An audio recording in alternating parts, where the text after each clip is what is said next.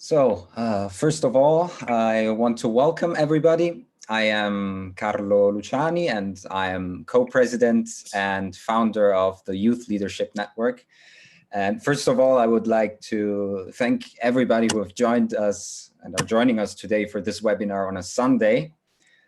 So this webinar was organized as a preparation for the upcoming Global Leadership for the 21st Century Conference, which is a joint initiative of the United Nations Office in Geneva and the World Academy of Art and Science to address some of the key challenges that leadership is facing and needs to face.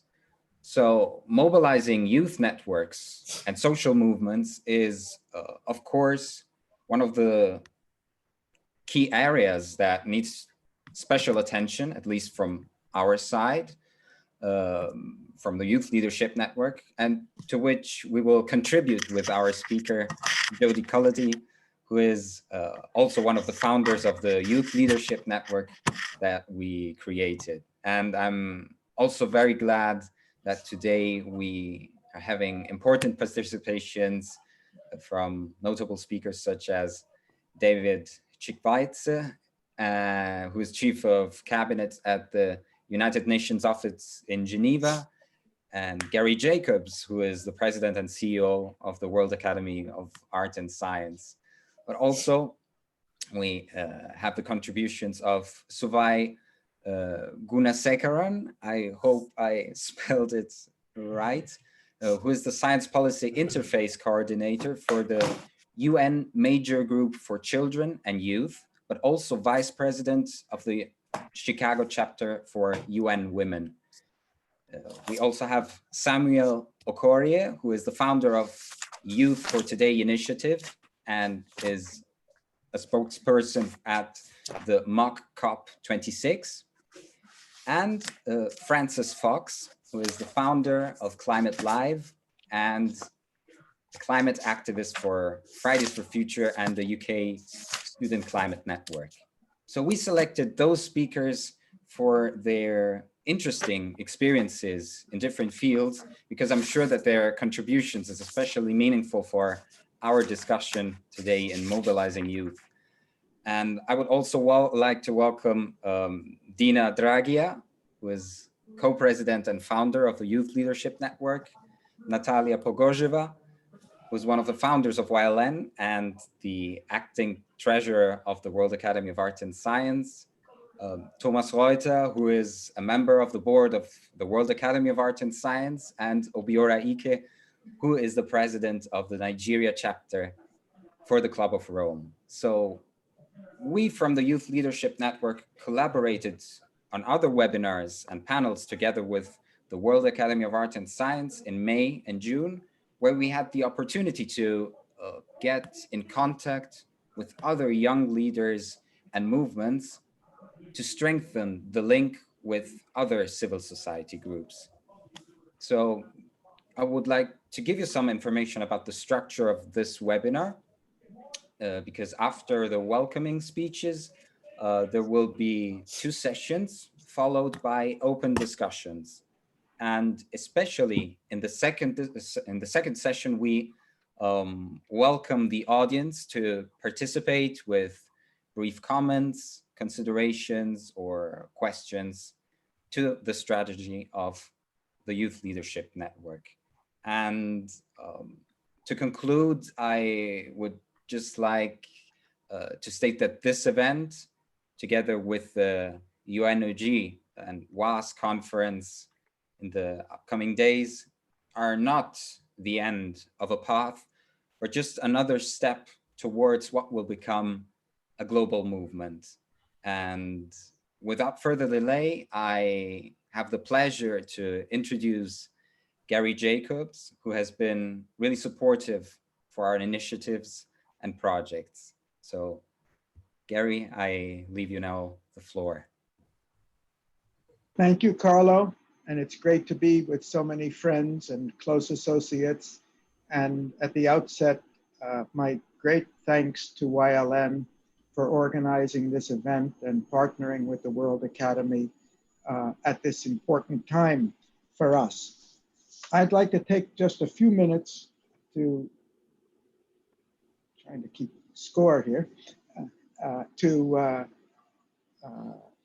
give an overview for our friends who are joining for the first time about what the project is about, what our conference is about, and why we think this timing is so important.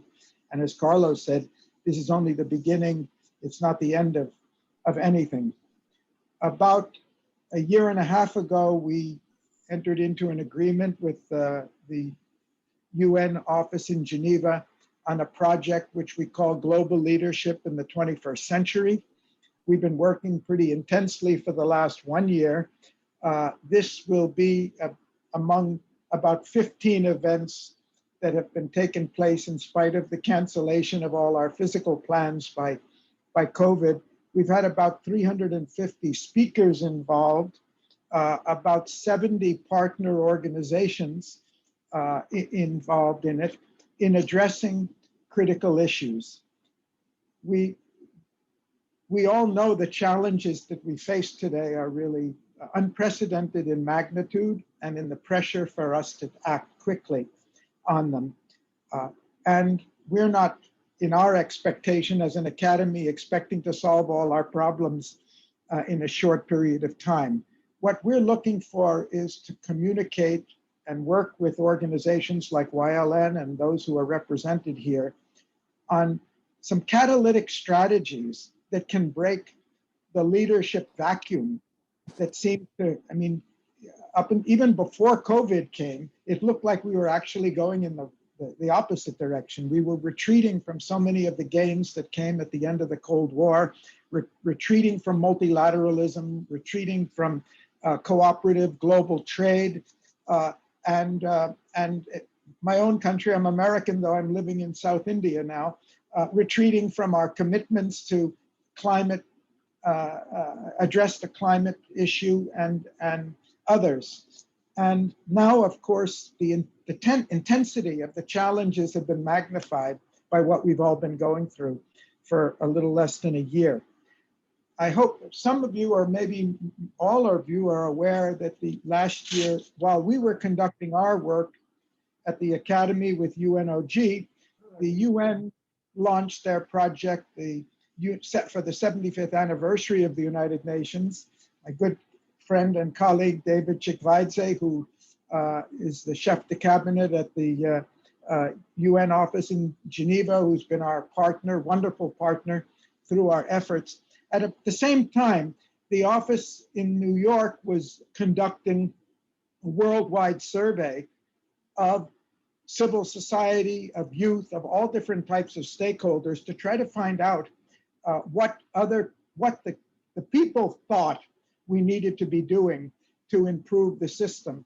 And there was a universal view that we have to have a much more inclusive multilateral system. We've got other stakeholders that simply don't have a voice, that are not being heard, that are not empowered. And of course, among those, the youth are a very critical ingredient, the whole civil society organizational sector, but that includes academia, it includes universities, it includes business, it includes local communities as well. And so one of the things we've been trying to work on in our research and in designing the conference that we're going to have starting on Tuesday is what type of strategies, what type of changes are needed in order to, one, create a greater power among the civil society organizations, create a greater unity and cooperation among them, create a greater voice so we even know what each other are really thinking. As a civil society organization, and I've worked in many in my life, we know even in civil society, we tend to each be working on our own project in our own area, competing for funds or searching for funds, and don't have time to really find out what everybody else is doing, especially outside our field or our special area, whether it's climate or employment or food security or women's rights or whatever it is. And what we'd like to hear from the groups today, and this is the questions we come to and which we want to debate at the Geneva conference. How can we do better as a whole, better than we do as a sum of the parts? How can we unite and collaborate? And I'm talking to the first really network generation in history, and you know better than we do how to collect laterally and build relationships. And how do we build the momentum and release the energy for that so that it could really have an impact at the global level? We're going to be throwing out some ideas at the conference, and I hope we'll discuss some of them today, like can we create a voice for all humanity, kind of a mirror to reflect to us what everybody's thinking and see how much of commonality there is. We don't have such a device today. It's hard enough to figure out what opinions are within countries. We don't really have across sectors, across stakeholder groups, and at a global level. And that's one of the proposals we'd like to explore. We and the UN are very eager for ideas on how we can integrate the CSOs and particularly the youth effectively into the multilateral system, so that there's really a voice, not just among ourselves or among yourselves, but a connection, a solid connection. And if you have ideas about that, we would love to hear it. To us, this is a very important meeting and a great opportunity. And after this conference, you will hear, and I want to be sure to invite you, I'm sure David will, but to our conference that starts on Tuesday and Wednesday. You'll hear Fabrizio Hochschild, who was really heading this project on UN 75, saying that the next step for the UN is how do we go, we've heard the feedback from civil society, but how do we go beyond that? And really, what are the recommendations? So what you say today and what we hear in the next few days, we hope will form the seed of recommendations that we can build on and in our final report to with the UN in early next year. So thank you very much for all that you're doing and for the invitation to be part of this.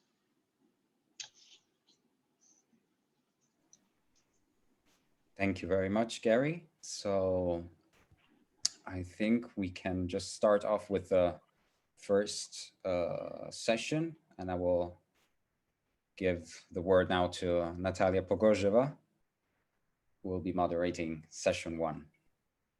Thank you, Carla. First of all, let me appreciate that you were able to come together on our webinar on Sunday. I think even for me, this year it's the first time when I participate in an event on Sunday. But the explanation is of course very logical. Every day, almost, Gary Jacobs, being such an active personality, every day he has some events, and they're very important to, because in a few days we'll have Geneva Forum. So that's why, particularly I would like to thank David for joining us today. I can imagine, thank you very much for your support and for joining us today. Since we do not have too many participants, I think, we can have really a very productive discussion. So we are not limited just to say like one or sentence. Those who want to participate in the first panel, which is about how to mobilize youth social movements, please, you are very welcome to be active in discussion. But now let me invite to the floor a very interesting person. So why? Carl already introduced you, but I must admit that I was so impressed by your bio. Your PhD in bioengineering. This is I mean, it doesn't have. I have met many people, many women in your age being PhD in bioengineering. Like I'm from I have other background. So for me, it's really. And also, I saw that you've done a very successful project on water in Uganda, right?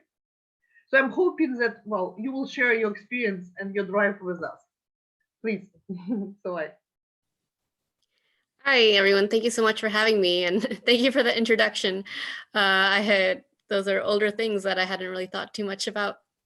Yeah, as Natalia said, I've had a diverse experience and background, but currently I serve as the Science Policy Interface Coordinator at the Major Group for Children and Youth, and I'm also the Vice President of the Chicago chapter for UN Women. So I have a diverse experience in working with different UN-related activities and working with different groups of people. I just wanted to first start off, obviously we're all on the same page about why mobilizing youth is important.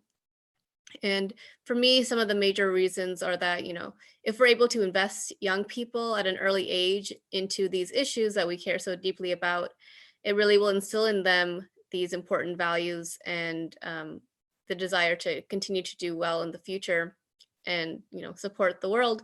And so getting people involved at an early age is really great. Young people also bring in a different perspective and have diverse experiences, and that's really crucial, especially in this day and age when things are changing so rapidly. If we get stuck in our same way of thinking, it's hard to really make progress when there's a lot more options, especially coming from younger people. And then finally, young people have a lot of energy and enthusiasm. They aren't weighed down and jaded by bureaucracy. And so they have a lot of ideas and the eagerness to work on doing that. This can also actually be a downside, though, I feel, as been with working with younger people, is that, if you have a lot of energy for something, if things don't change quickly, you might get unenthusiastic about it and lose your energy and focus and drive to it. And so I think with working with younger people, you have to really temper expectations and instill in them the understanding that things take a long time. It's going to be a slow process for real change to happen. Obviously, that's unfortunate, but once those changes do happen, they can have wide impacts and effects. And so really, getting a process in for them to understand that. It's also easy for young people to get distracted by different things. And so I think working together to create smaller projects that people can focus on.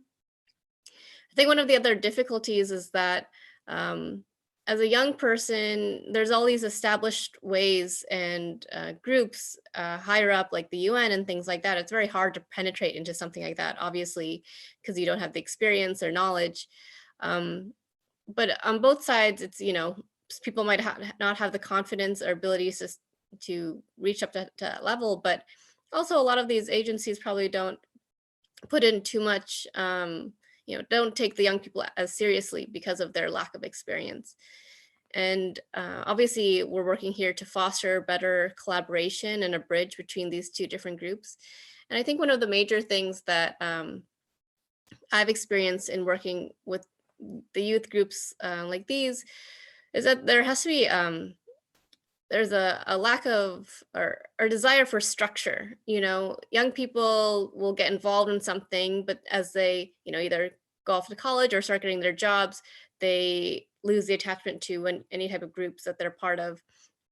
And some people are natural born leaders, and that's great, but that also is a skill that takes time and practice to learn. And if there's not a good structure in place already as a backbone of, if you're serving as a leader, what are the next steps from that, or who's the next in succession to take over your role? I think a lot of times there are some really interested and excited parties that can lead the charge for a few years, but then after they're gone, it kind of lulls and things go backwards again. And so I think if we're able to really discuss better ways to ensure that there's continual involvement and new people getting invested in an organization, that's probably the best way to really mobilize the youth in a conducive and long-term kind of way, at least from the experiences that I have. I'm happy to turn it over to the next panelist and discuss more later on. Thank you. Maybe, I would like to suggest, if somebody has a question, you just, this function, just raise a hand. Because if you would like to ask immediately something of our friend, you can have a floor before we turn to the other speaker. I think we can afford it now. Anybody? No. Okay, thank you, Suwaya. And now I would like to give the floor to Samuel Okori, who is also has a very diversified experience, advocacy in climate, education, I think also social root, I mean social, regional development, community development, and also gender and social advocacy. Samuel. Okay, good day, everybody. Hope you can hear me. Yes. Okay, so I'm Samuel Okori. I am an advocacy for women and children, and also a climate activist and environmentalist. And then over the years, one of my zeal has been to engage youth, especially at the grassroots level, in order to take actions for the environment. And then one of the ways I think doing this is by education, which instills more of zeal for them to be reinforced into what they have been taught. Because going by research, I discovered that once kids are educated in school, they are able to reinforce what they have been taught over time, and then they can also be able to act with it until they grow up.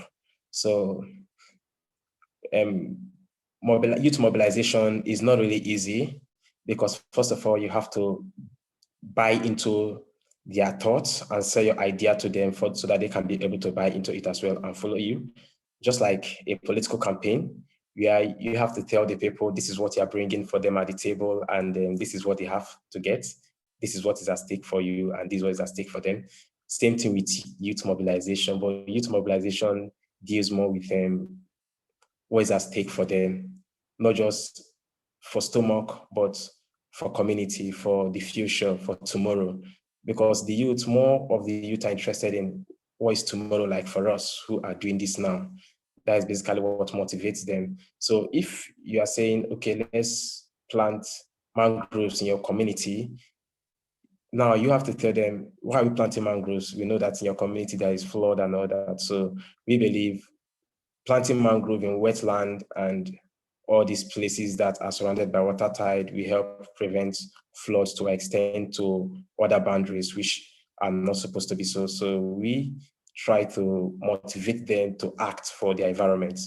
And another thing about youth mobilization is making them buy into the idea, not presenting the problem as their problem, but presenting it as our problem, and making it look as though if they act with this particular issue, if they act on this particular issue, they are going to have a sustainable solution that will save them many costs. So that is one of the things I use, especially when I want to mobilize youth for any environmental action and all that, because for the past 3 years now, I've reached out in person to over 10,000 youths in person, youth mobilization in person, over 10,000, mobilizing them for climate action, advocacy on climate, and then also speaking for gender equality among the girl child and children. So one of the challenges I note is one of the challenges that I note basically from what the previous speaker have said, she talked about lack of experience, which is something that many people have not really made the youth to be involved in. So when we talk about lack of experience, it brings about non-inclusion of youth in most of the activities. So let's say, for instance, we want to carry out a climate activity, and basically I did forestry in school. For instance, I studied forestry in school, and I want to carry out high professional climate activity in communities. I will look at, wow, these people are not educated, they don't have experience, so I cannot be able to do it in this community. So that's already impaired youth involvement in most of the things you are carrying out. So the plan is, now I believe youth have the power to revisionize their goal and structure it in the way you want it, if only we can be able to tell them what to do. So while we focus on lack of experience, let us also focus more on teaching the youth on the things that we want them to do. because by teaching them, it will also help them do that which we want. And then we have trust issues. Okay, so let's say a big organization like the UN that wants to involve a high number of youths in carrying out some actions, especially from the grassroots, but there is always a trust issue of how do we do the funding and how do we get to the right person. So the thing is that there is always a track record of youths of what they have done in time past. So if we can be able to check if we can be able to take a track record and then also pull out from the track record a particular youth in this particular community, it will also be able to tackle most of the track issues organizations are facing, especially in carrying youth along in what they are doing. And then we have lack of motivation and continuity. This previous speaker talked about lack of continuity, and for me, I also want to include motivation, because most often at times the youths are not actually motivated, so they don't continue. So motivation may not necessarily be in terms of finance, but you can encourage them in terms of ways. I have Dr. Ash here, who is one of them, who is a senior mentor in TOP.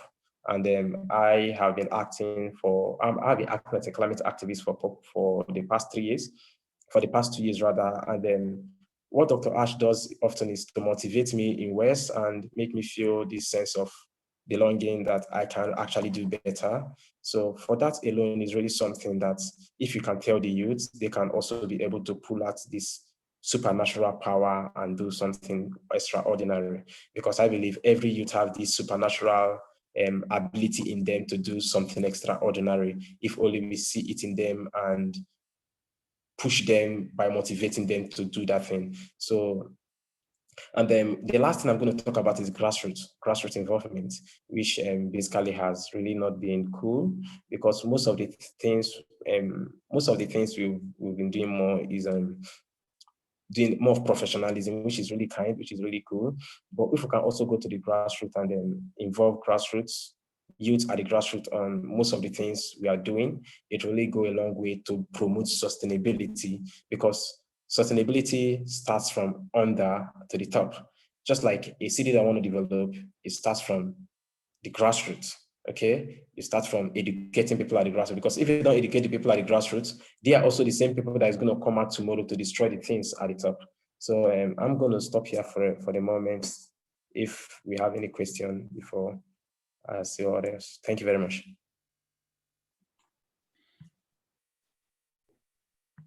Thank you, Samuel. I do not see any hands up. No. So I do have a question for Samuel, if I may, Natalia. Sure.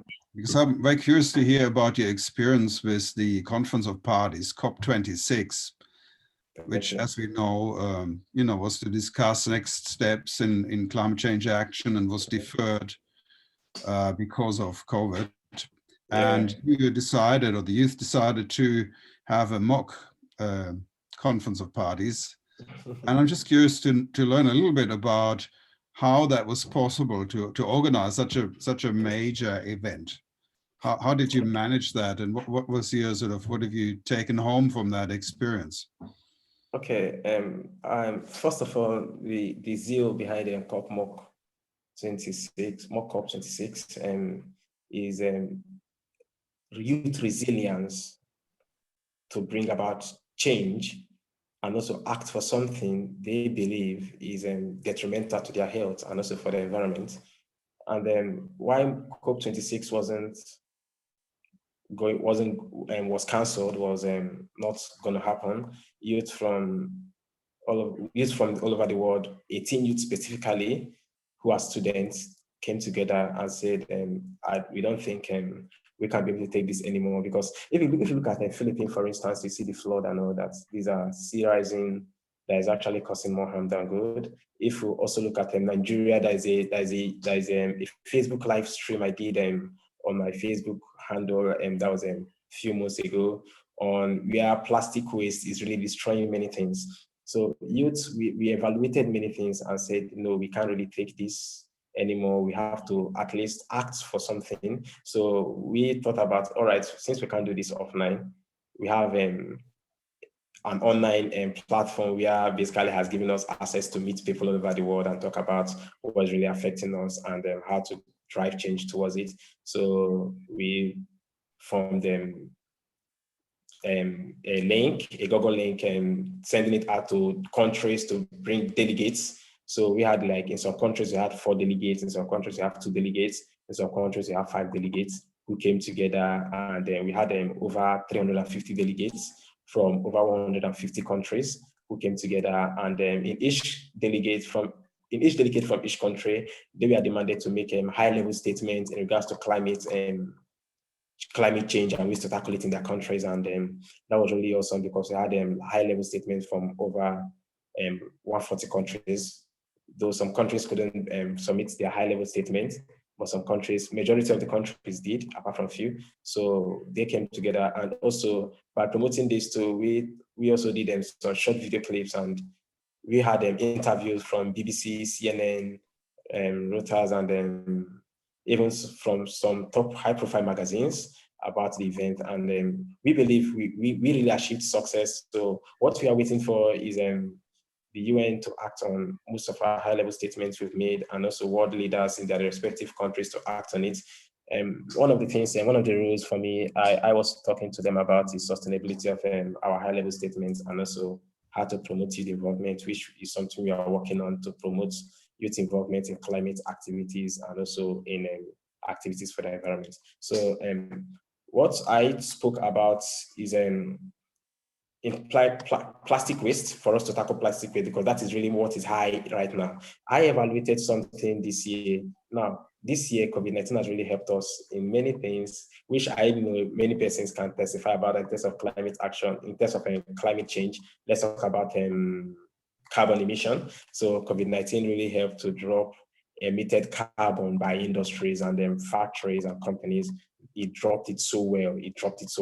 But what COVID-19 did not tackle was the issue of plastic waste. So COVID-19 promoted plastic waste. So if families that we are able, before COVID-19, they only consume one plastic, they only consume one single plastic. Those families during COVID-19, we are able to consume 5 plastic per day. If they were able to consume 1 plastic per day before COVID-19, during COVID-19, they consumed 5 plastic a day. That is because they are not doing anything, they are idle, they are at home, so they get to drink from the plastic, from the single plastic. They get to go to the shop, get canned foods and all that. So COVID-19 really promoted plastic waste. And for me, I see it as a major issue that the UN have to tackle, especially for countries and industries that produces plastic waste, to give them rules and budgets that they are going to allocate for plastic waste they produce from their company annually. And this budget is going to also tackle the issue of recycling. So every single plastic is going to be recycled by these companies that produces these single-use plastics. Because I evaluated in time past, Coca-Cola before now, it was more in bottle and we had less plastic issues. But currently now they have bottle, they have plastic, they have even the paper one, which I believe I don't really know what to call it, but I believe is really much. We have Pepsi, we have Coca-Cola. These are the high-ranked industries that goes on polluting our environment. And I wish you can watch the video on Facebook where you could see people I was driving then, so I just videoed it because it was something I couldn't withhold. So you could see people struggling to pull out plastic waste from the drainage water channels, because those plastic waste blocked drainage water channels, causing flood in the whole street. So the whole street was flooded. Cars were unable to move easily. And even not just the whole street, it also affected houses. And you can imagine if this should happen next year. This year we didn't experience huge rainfall, but I know next year is going to be really wow with rainfall. So you could imagine if this happens next year with all the plastic on the road, man, people are going to lose their lives. And I also represented UNGO in UN loss and damage, Warsaw loss and damage, and that was held earlier last 2 months. And we also talked about this youth involvement in climate action. And I believe if youth can be mobilized and motivated, they are really going to be a voice and a driving force to achieve most of the things even the UN is seeking to achieve by 2030. Thank you. Thank you, Samuel. Thanks, Samuel. I That's would like- great. It's just, I was, sorry. it Sorry. really answers to that, if I may, Natalia. No, I would just say a few words. Just Ash is right into, and I think it's wonderful words. More power to you, Sam. Thank you. Thank you. I think it shows that, Suva said before, young people tend to get impatient for change, and they like to see some quick results. And I think projects are what unites people, and it also what gives them the sense of that real change is achievable. So thank you very much. It does more with a collaboration, collaboration of youth from different, countries, different communities. Once you collaborate, it really helps youth to promote what they're doing. And then if the UN can also focus more on grassroots collaboration among youths, for me, I think that is a major issue we are having in our country. Everybody's carrying out a project, everybody's doing the same thing, but they don't want to collaborate to achieve a single result. So it's everybody doing the same thing, but achieving different results that is conflicting. So you achieve conflicting results. For me, most of the things I want to do, if I want to carry out a project on climate action, and I see an organization is carrying out a project on climate action, the best thing for me to do is collaborate with that organization just to achieve a result that is sustainable. Because if a youth can carry out a project on climate action, they may carry out that project, but the results will not be sustainable because they may not have the finances to keep it going. But when you collaborate with other organizations, thank you, Samuel. Thank you. I would like to give the floor to also very driven and very competent activist. Francis Fox is from UK Climate Network and also founder and director of Climate Lead. Francis was with us, and I remember her very well, was with us in May event. So I would like to hear your update. What have you been busy with? What was achieved? Francis, please. Hi, yeah, firstly, thank you so much for inviting me. And it's amazing to hear what everyone's working on, and so inspiring. So yeah, I'm Francis, I'm 19 from the UK and have been helping organise the climate strikes over here since they started. Middle of last year, I started a project called Climate Live, which is concerts next year to engage more people in the climate crisis, educate them on the challenges faced by those on the front lines, and pressure world leaders to take action at COP26. So there are now events being planned in over 40 countries, led by Fridays for Future groups. Yeah, and there's a little video to explain more, which I'll play now. Apologies, I'm very tired. We had the strike on Friday, and now the whole Climate Live team is working on applying for a grant. So we're all a little bit out of it today. But here we go. This video should explain everything in a little more detail. Hello. Music has the power to unite people. It's the one universal language on the earth. We need to harness this power in one harmonious voice. 7.6 million took to the streets to demand climate action in September 2019. But leaders still fail to act with the necessary urgency. Millions of young people around the world are demanding change, and it's time to stop the apathy on climate change. Can you hear us? Time is running out for the planet as we know it. So, to change everything, we need everyone. Youth climate activists supported by NGOs and music and events professionals are organising Climate Live. Concerts to harness the power of music. Following the model of school strikes, there'll be both events on large and small scales across the globe. Events are being planned in over 40 countries. We have three main aims. Engage a new audience to the climate movement. Educate more people about the challenges faced today by those on the front lines of ecological breakdown. Empower young people to pressure world leaders to take actions to combat the climate crisis. We are kicking things off all over the world with events on April 24, 2021. Follow it by even more concerts on October 16th. For the UN COP26 climate conference next year, where governments will have to renew their Paris Agreement pledges. It is crucial for our future that world leaders are more ambitious Can you hear us yet? The climate crisis hasn't stopped for COVID, and neither can we. The time is now. We can't do it alone. We need you. Please use your privilege and fight for us. It is so vitally important that anyone with a platform of any size does whatever they can to support the youth-led climate movement. Our generation dictates the future. This is the most important issue that we face. The louder we shout and the more we'll be heard. We only have one planet, we need to take care of it. We can make a difference. It's not too late to turn things around. Together, we need to be united in one voice. Make your voice counted too. Please join us.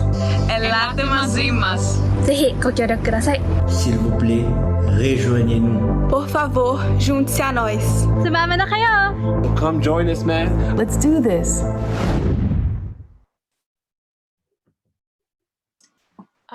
Yeah, so that pretty much summarizes the project, and you can probably see there's people from all over the world working on it, and it's one of my favorite things to do, to go on calls with people from all over the world. And I think in terms of personal drive, the fact that people on the front lines of the climate crisis are still fighting and still so motivated, that's what really drives me, because if people who are literally fighting for their lives are still pushing for climate action, then like we have to, myself as someone from the UK who isn't, that's what drives me, definitely. And yeah, in terms of more about Climate Live, we have events April and October next year.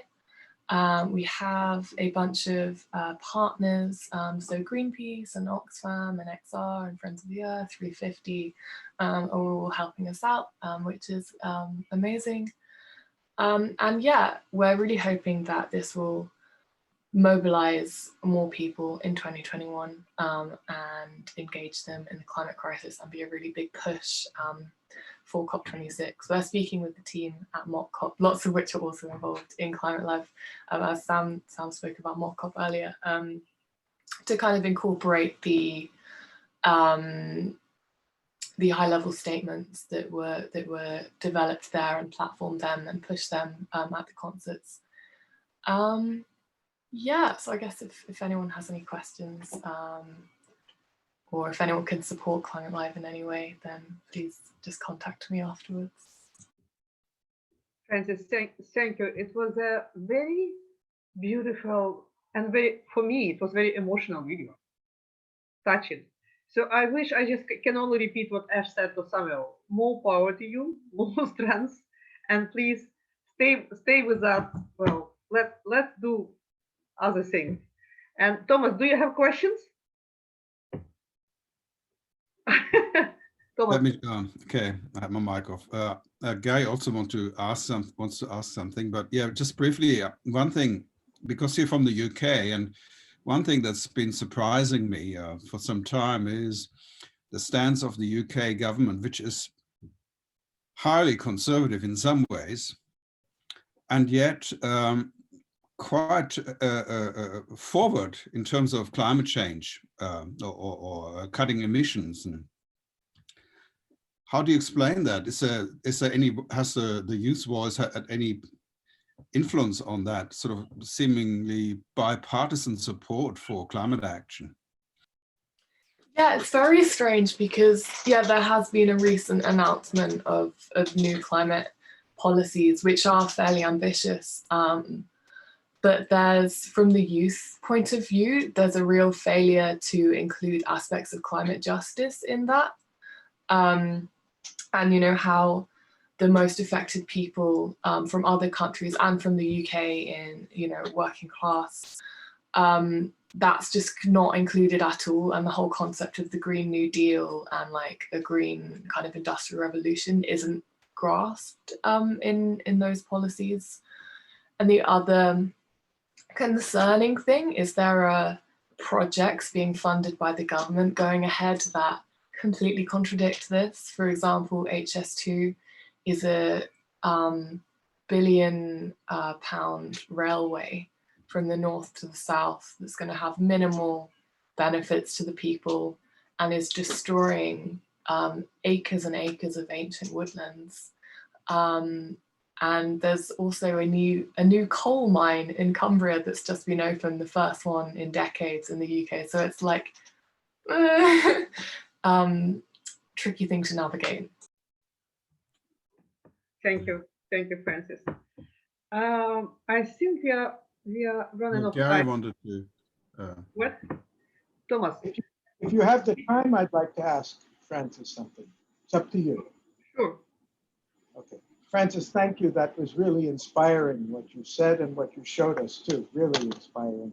I have too many questions to be answered now, but at least if I raise them, what you cannot answer, I hope we'll hear from others during the program or afterwards, equally important.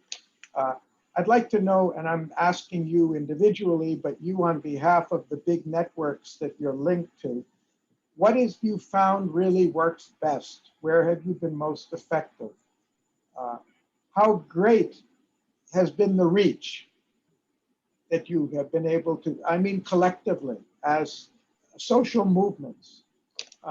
What would you like most or think would be most helpful that the UN system or the multilateral system could do to help you support the efforts that you're taking among the youth?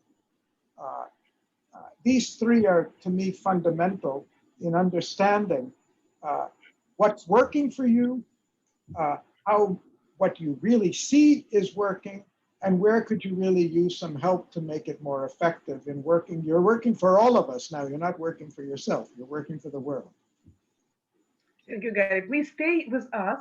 We are now getting to the second panel, which will be moderated by Thomas.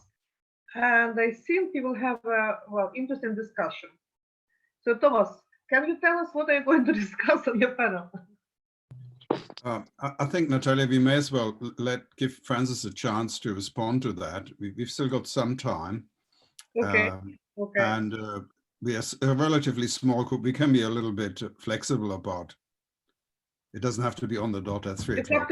You are now. Don't worry. Okay. Francis? Okay, cool. Yeah, I was just starting to type the answer in the chat because I wasn't sure. But yeah, so in terms of what has been most effective, I mean, it's pretty self-explanatory. Millions of young people mobilizing at the same time, calling out for their futures has been incredibly effective. But leaders still do fail to act with the necessary urgency in line with the science. So something that we're trying with Climate Live is to harness the universal power of music, which everyone loves music, to engage more people, which has been done a fair bit, but it's never been done fronted by the youth, not just put on by some big concert promoter or something. So that's what we're really pushing for, and especially in countries where the movement isn't as big, but they have a big kind of music industry. Lots of countries are very excited about the new audience that they could reach, and yeah, we're really hoping that will work. And in terms of help, generally for the movement, just listening to the science and acting accordingly, and not kind of copping out and doing backhand deals, which we see so much of at UN conferences and negotiations, unfortunately.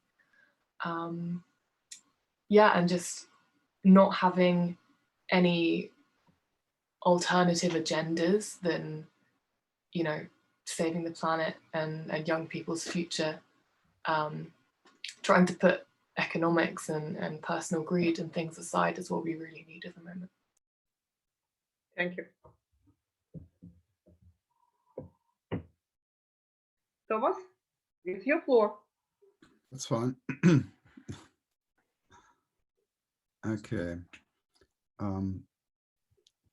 Should we move ahead then straight away to the second session, or yeah? I think so, yeah. Yeah. You will have a very interactive second session with you and Yora and Georgia. Okay. I think it will be interesting, so go ahead. Well, really the purpose of today's meeting is to formulate a message to take to the UN. That is really our main aim, and that's why we're having an open discussion at this point, because everybody should give their comments and their opinion, because it's supposed to be a joint statement from as broad a base as possible, not just a few people who always participate, but everybody should, is invited to please speak up, and not just be the audience, but give us your views on this matter. What should we take? What message should we take to Geneva on Tuesday? So it's really, we're on the spot, and we have one member of the Youth Leaders Network, Jody Carletti, who's with us today, and she will be taking our message to the UN, which is a big responsibility. And we want to help Jody by clarifying, what is most important to us. So she's got a fairly clear view, and I'd like to invite you, Jody, to interrupt at any moment in the discussion and ask for clarification. If you're not sure what somebody's trying to say, or you message is not quite clear, or you need to know more, just interrupt. You have first priority in this discussion.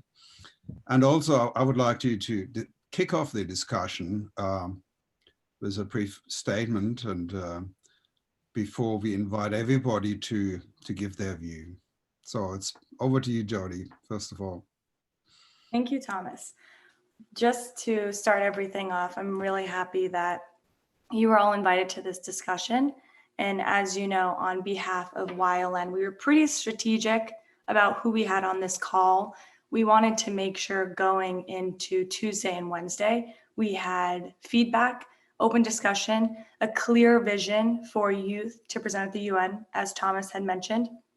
So it's really important for us to hear everyone's ideas, how they're personally doing it in their own countries and cities, and for me to hopefully represent you guys to the best of my abilities. And again, I will try my hardest there, but I'm welcoming as I'm speaking. Please write in the chat, please interrupt me. And this is really a learning process and a feedback session, so we can come prepared Tuesday and Wednesday. So let me, for those that do not know me, let me just give you a brief introduction about myself. I'm currently located in Atlanta, Georgia, have worked in multiple different organizations, starting from the White House with Mrs. Obama, to Dubai, to Azerbaijan, where I met this great group with Gary and Natalia. And now I'm helping out with the Youth Leadership Network, which I'm not sure if everyone is actually familiar about what we do, but everything that each person has said, we're really trying to connect and be that one-stop platform for everyone to get connected, to network, and to educate each other. So something that we've all seen personally, and the reason why I love joining these calls, the reason why on Sunday morning I'm waking up early after a long day of working yesterday to be a part of this movement, is because there is such a gap in the system. And David and I, fortunately enough, we got to actually meet in COVID in Geneva, I believe it was a month ago. And he actually inspired a whole wave of thinking with me that I actually had wrong about, youth versus the old system, or the, older generation. How can we change this? That's actually not the direction that we should be going and that we want to embody as a network and an organization. David made a lot of great points. One being, there's so many similarities in the past to the current day, and there still will be in the future. And it's just the education and how we present those past events and connect them. So again, my main message here throughout this whole speech is going to be connectivity, and how do we connect past events with future events and unpredicted events. So as you know, we've had many events that are unpredicted that have sparked riots, including Arab Spring, a few shootings in the US that sparked BLM. No one can prepare for these movements. No one can get an organization like YLN to say, on this day, we will be ready to fight. And similar as what Francis was saying, everything happens at such a fast pace. And then how do you get the youth behind it to mobilize and then actually actionize? So I just want to kind of start out when I do my speech at the UN, making this strong connection that we're not trying to change the old system in a complete way. We're not trying to take youth and replace them with the older generation. We're trying to be the bridge and connect, because as we're talking, more people are being born, especially in Africa, especially in all these growing countries. So how can we be that bridge as more people grow up and take these leadership roles? So I think that was really important that David and I connected on. I'm really fortunate for that conversation. I think, too, I just want to mention with, YLN, none of us have ever met in person. And I think it's really incredible to point out all the change we've done so far virtually. And as everyone is probably sick of joining another Zoom, it is possible to start youth movements without being in the same country, the same city, having English as your first language. And to show that we did that and that many people around the world, as all these speakers have mentioned, it is possible. And so how, again, word connect is going to be everywhere in my speech. How do we mobilize and connect? And then this is a great example to show. So I will mention how YLN got started, why we do it, and the future we see with connecting with the UN. Our main goal, and as I've seen kind of here, and I'm taking many notes, and I'm loving that every part that people are saying, how can we fill that gap? So I know Samuel mentioned it's intimidating to be a young organization, say you are a young person, to go to the UN and say, hey, this is an amazing movement. I have so much passion around it. I have all this urgency. How can we get this going? And then, yes, you have the politics or the bureaucracy around the UN that says, wait, stop, slow down, fill out these 10 pieces of paper, and then maybe we'll get a conversation. So I think moving forward, our goal is to be that gap between institutions and all these amazing organizations.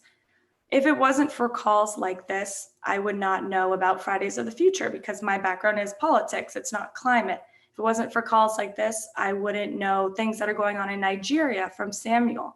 So YLN is the first network, the first platform, and the first educational movement that we're connecting and we're listening, and we're going to spread news, spread content, connect people with mentors, all the above that you can imagine, and be that middleman for people and assistance for youth movements and institutions like the UN. So I'm just gonna hit a few more points, and please, I want this to be as collaborative as possible. I really liked what Samuel was saying about staying educated about your community and not telling people what their problem is or giving them a project, but simply just identifying it. And for something like Samuel's case, or even in my case, I have an itch to want to change globally. I want to be a part of a global movement. I want to do this and that. But in my own community, I haven't stepped back and look what can be changed and how can I mobilize those around me to make a small change before I go for a big change. So currently I'm working on with the juvenile system, and we're helping educating those young people under the age of 18 that are in current prison, helping them transition out of that life. So providing them with new books, providing them with mentors, resume training, just so when they leave and they're free and they've served their time, they are an active part of society. So this is something small. I noticed that this was a gap because I read my local newspaper that I think me and my grandma are the only ones that actually read our local newspaper.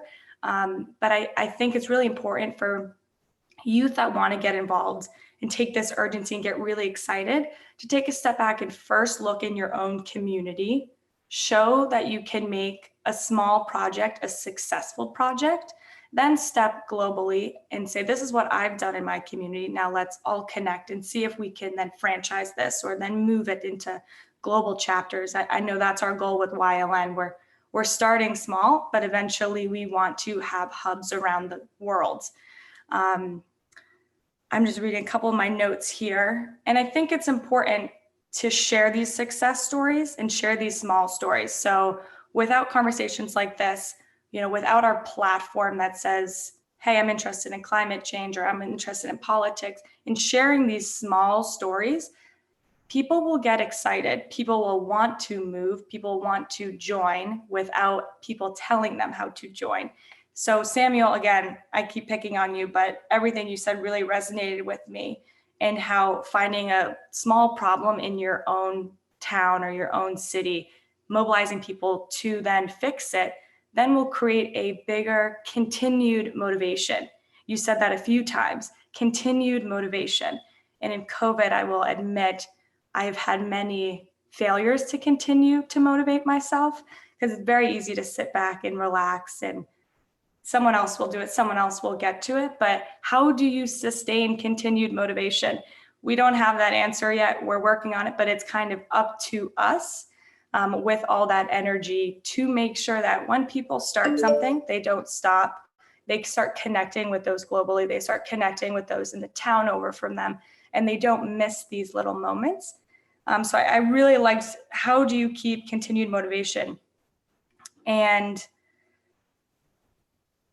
I also, when Frances was talking, I am not a climate expert. I have no connection with climate. Hearing what she was doing was extremely important for me. And Suvaya, I'm really hoping I'm pronouncing your name right as well. What you were talking about, again, that's completely out of my realm, but there's not enough of these conversations with people like David, with people like Gary, with people like Thomas, for us to give our own perspective and opinion.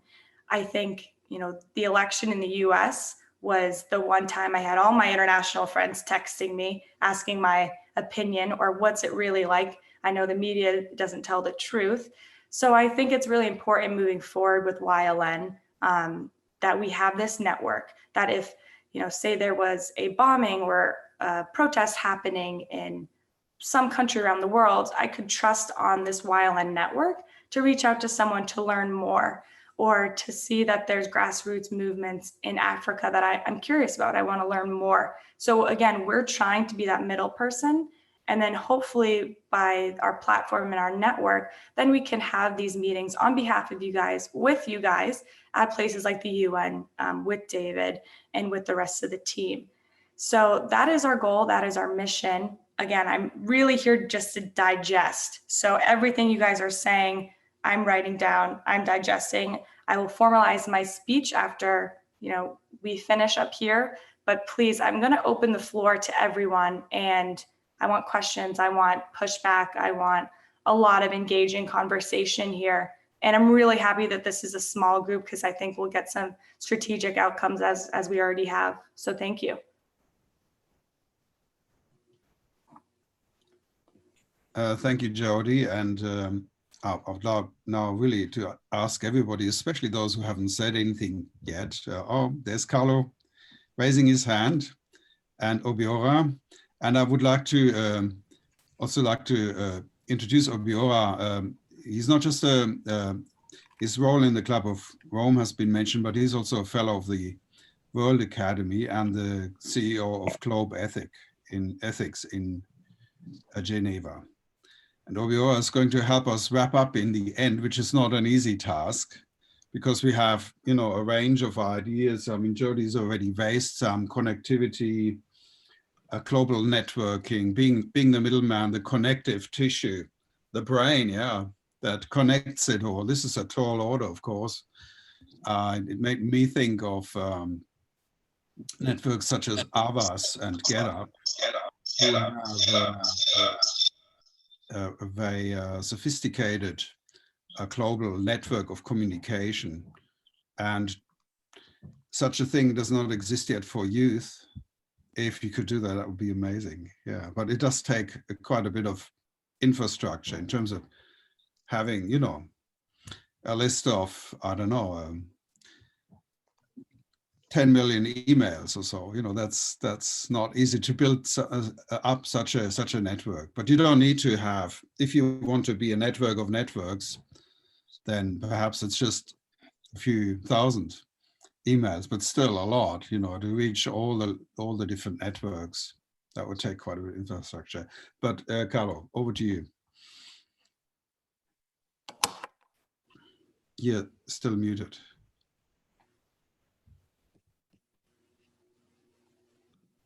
Me or to Marco, because I didn't. Sorry, Marco, sorry. Yeah.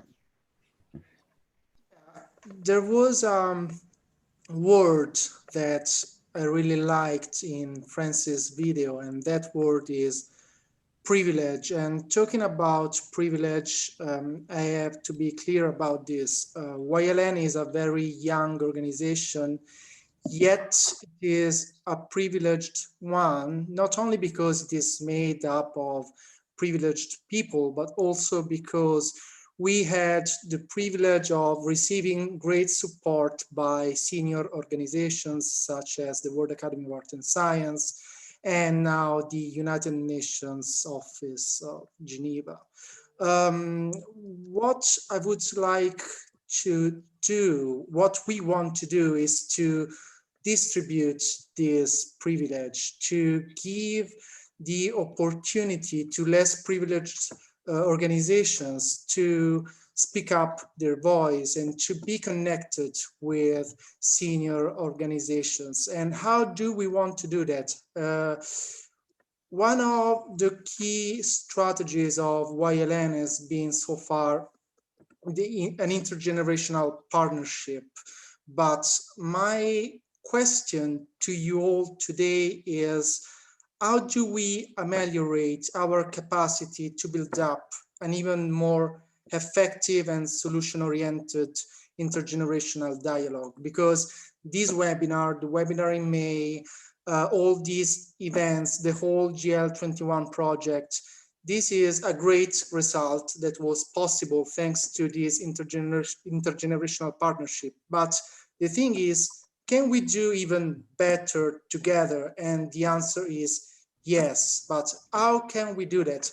As YLN, we can connect as many youth organizations as you want, but how can we create the right synergies with the United Nations, with the World Academy of Art and Science, and with other senior organizations? Because we truly believe in this intergenerational partnership. It's not young people being the best or old people not knowing enough about the current challenges. We really believe that collaboration is the way to go.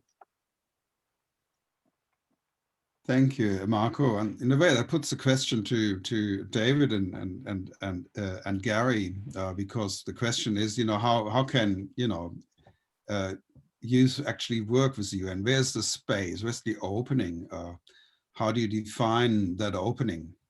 What are the frustrations of the UN or of the World Academy, where the young people might be instrumental to more effective, greater influence in the world? I mean, the UN clearly also has its issues, being largely in the hands of its member nations. And we all know what the situation is, that most people do not even know who their country's representative in the UN is, let alone what agenda they are actually pushing in the UN. So there is a sort of a disconnect.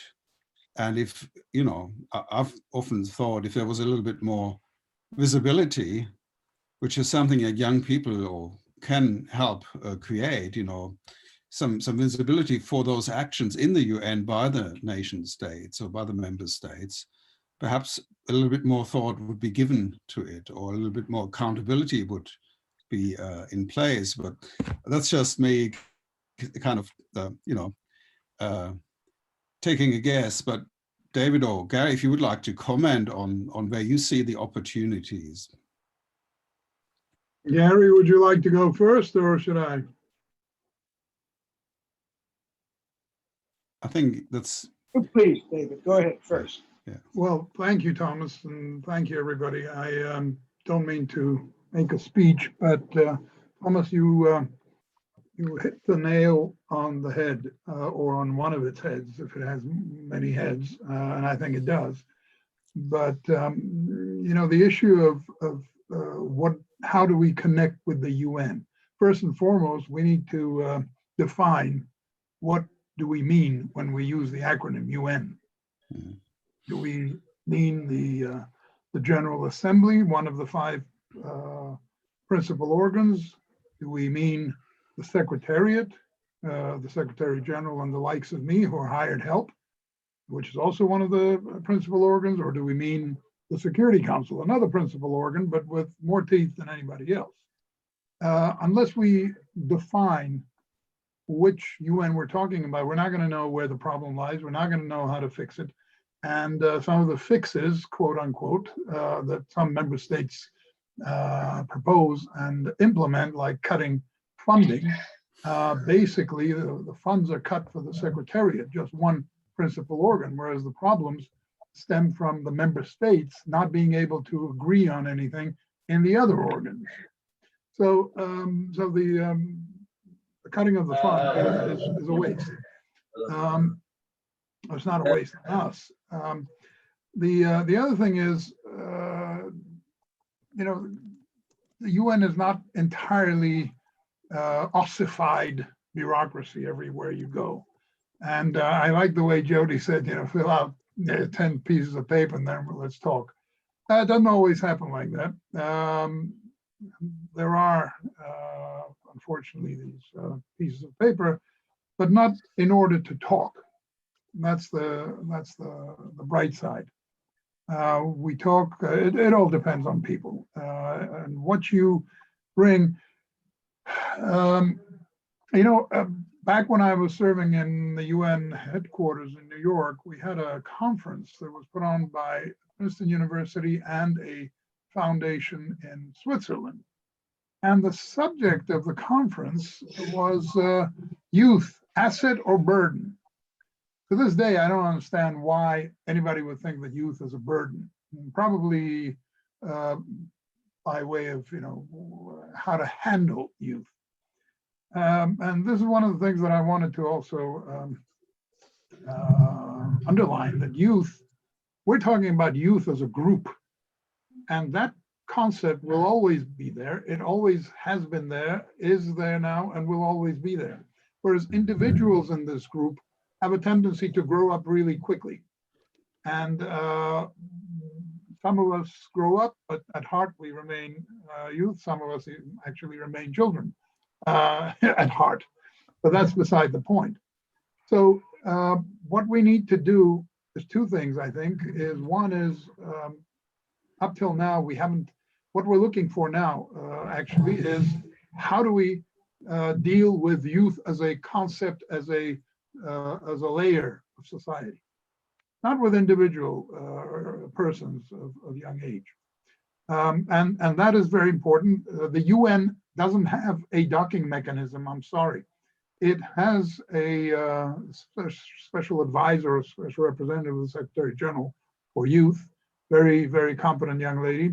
But the system put in place by the member states does not allow, first and foremost, what's been my huge frustration in the 27 years that I've been in the UN, is that there is no, as much as we talk about the need to bring in new blood and new ideas, there is no channel to onboard young people.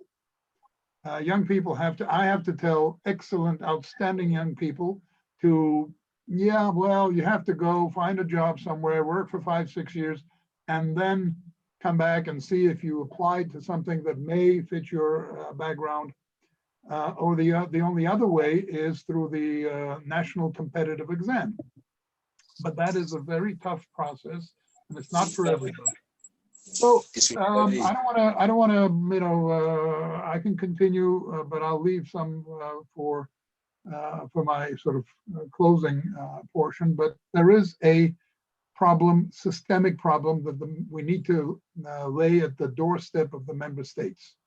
Number one, and number two, the Secretariat, us, the hired help, are doing our best. You see, today, Sunday, I'm in my Sunday best, slightly overdressed, in order to meet with you. We have this meeting coming up where we have a good way to connect with youth, among other strata. And we do, my Director General and we at different levels, we are very open to meeting with students, student groups, universities. I do that here in Geneva. I did something last week with a small boutique university in Washington, DC. It's what we can do, but it does not take the place of having systematic and systemic avenues. Thank you. David, can you see a mock UN happening, perhaps? We were talking about a mock COP meeting before with national Thomas, representatives. Yeah, mock UNs happen all the time. You have the Model United Nations, which is a mock UN. You have the Hague, which is the biggest one. I spoke there once in 1998. You have the, right here next to Geneva, you have the Ferney Model United Nations. You have Model United Nations in many other places. The university I was talking about also has just created one. And it is excellent schooling. Young people play the role of Secretary General, chairman of a committee, representative of a member state. In order to do that professionally, they have to learn what is the position of this or that country on this or that issue. And it is terrific schooling. So that mock UN is happening. And I'd say that the one in The Hague is probably the biggest and most important of them. If I may, can I ask you, Suvai, to give your take, because you're also quite strongly involved with the UN as a youth representative, and following on from what David said, where do you see potential opportunities and barriers? Yeah, so as part of the major group of children and youth, I think, so we do have a diverse network of young people that are technology focal points that are interested in different areas. But I think there isn't, direct either like projects or real ways to create these changes. It's really up to the individual person working to try to come up with an idea or promote something. But I think it's hard when there's no kind of structure in how that information is going to lead upward. I think if we have, we are able to attend the science policy STI conferences once a year. And that's been a good experience to be able to interact with other member states and all of that. But it's slow. With the UN Women chapter in Chicago, since it is a smaller, more local organization, there's a lot more community able to build and work around to actually create projects and promote different ideas and bring different speakers and engage people. And that's because we have a stronger network and structure in place to really collaborate and work together. I think, as you all know, working internationally, which is amazing to really get a diverse group of experiences, is much harder just because there's so much more going on. The projects people are working on are much more diverse. And so it's harder to really support one another when, your experiences and expertise might not directly support them. But it's really great to see all of what everyone is doing, because I think it encourages everyone to continue working what they're doing locally. So maybe that might be a model to address of more having a global communication, but focusing on what you're doing locally so that you can slowly building things up. Okay, thank you, Suvai. I totally agree with what you've said. And I was also wondering, I mean, some of the connections between, say, the UN and the youth leaders may also be following channels that are not so obvious. For example, the UN has repeatedly invited Greta Thunberg and other youth leaders to events to speak, and often I imagine that there are sort of informal links. I was wondering whether Frances could say anything about that, if she's there, about those informal links. So, are you still there, Frances, or you have your video off? And you're still unmuted. Okay, now. I mean, I'm not kind of a person who's invited to speak at UN conferences and stuff, so I'm not too sure and can't speak too much about that. But one thing I would say in terms of young people being invited to speak at conferences and, powerful people saying, oh, the youth strikers are so inspiring. Something that we've been talking about this Friday, just gone, with the Fight for 1.5 campaign is, we're demanding real action. And, it's great that we're being invited to speak at, or representatives are being invited to speak at conferences. And, UN leaders are praising us as inspirational. Well, where is that inspiration going? That's not forming into the action that we need to see. So I think that's something I'd say. Like, it's great Greta's been invited to speak at UN conferences for like 2 years now, but she's still saying the same things. Yes, that's right. And I mean, on the one hand, for a moment? Sorry? Could I jump in for a moment? Please do, yeah. Yeah, Francis makes a good point, and you raised a good question. Today, it's Greta. Yesterday, it was Malala. And now a few people remember that Malala was, and Francis makes a perfect point. The UN, let me not just dump on the UN like this. It's the international community. Yeah, whether it's organized as the UN or in any other form. It loves these flavors of the month or flavor of the year.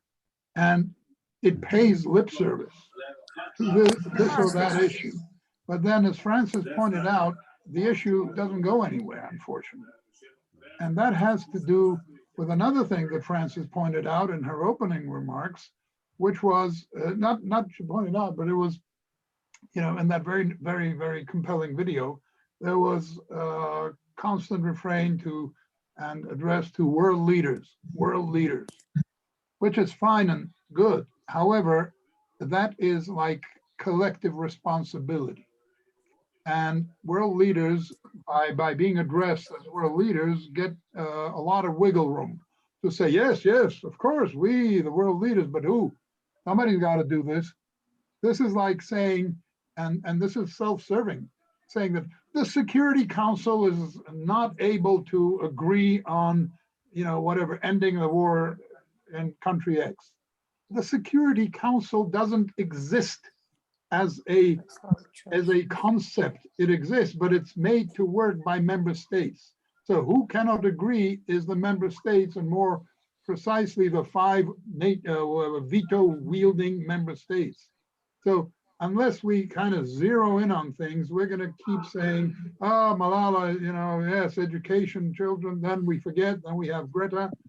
I was at the UN when she came out on stage in the General Assembly, and it was, yes, electrifying. It was very, it was electrifying specifically by the force of how she was saying this. But, we had this just now, the Secretary General spoke at the Climate Ambition Summit. And, ambition is all very good, but let's see where that ambition, where the rubber hits the road, what the member states deliver on. As Francis was saying, there's a coal mine opened in Cumbria. Hello? Yes, I can imagine it's quite difficult, I mean, if it's clear that, the Secretariat and a lot of the people who, employed also at the UN would like to very much to see change and like to see greater ambition from the member states, but and they like civil society movements, including youth movements, to strengthen their back and to put a bit of pressure on the members, clearly.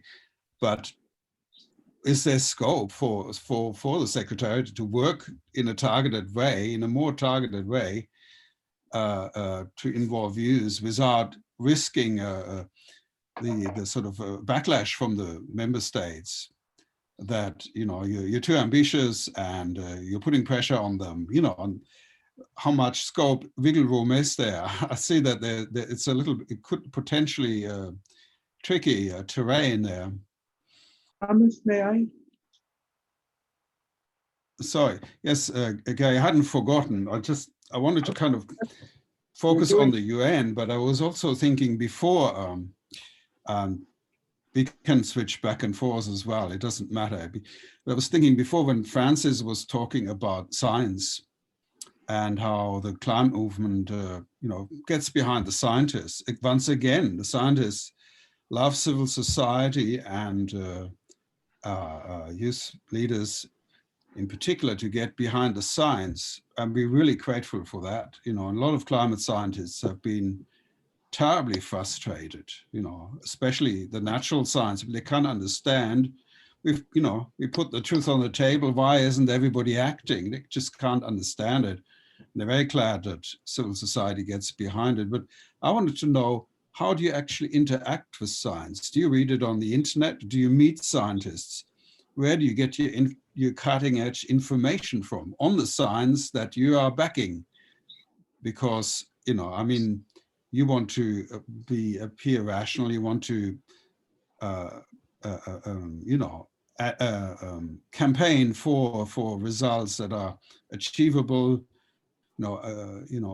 about problems that are real, that are proven, that are scientifically based. Where do you get your science from, and what scope do you see to build more closer, more personal ties to the scientific communities? And Gary, of course, you know, from the other end, where do you see the opportunities for young people to connect more strongly with the scientific community? Well, I don't know who would like to go first. I'd like to respond if I could. Go ahead, Gary. But I'd like to not run away from the earlier discussion because it's so important and so central. And just to quickly touch on a few points, which I hope we can explore more later. First of all, to say I'm not a part of the UN system, but I just want to reinforce what David said. We've had tremendous cooperation from the UN Secretariat, the administration, people who are career in there, dedicating their lives to it. And I think it's really important to understand the parts of the UN. The UN was founded by member states, and they kind of own the organization and they control it. And I'm mentioning it, and I think that's important. You have a real ally. We have a real ally within the core of the UN from those who have dedicated themselves to international diplomacy and making the UN into something powerful. But they need our help. And I mean, by our, I mean the world's help. And I'd just like to go back to the question, wonderful questions you asked, Thomas, which we can't fully develop here. What can the youth do, you know, in this situation? And I just noted down a few things to mention. The trust in the UN system is much higher than it is in the nation state governments, much higher than it is in the corporations, and much, much higher than it is in the media and the press. But the more we can do, I mean we as civil society, the more we can do to enhance our trust and confidence in the UN system as itself, we are helping to strengthen our representative there. So that's one thing I would say. Youth can do a lot.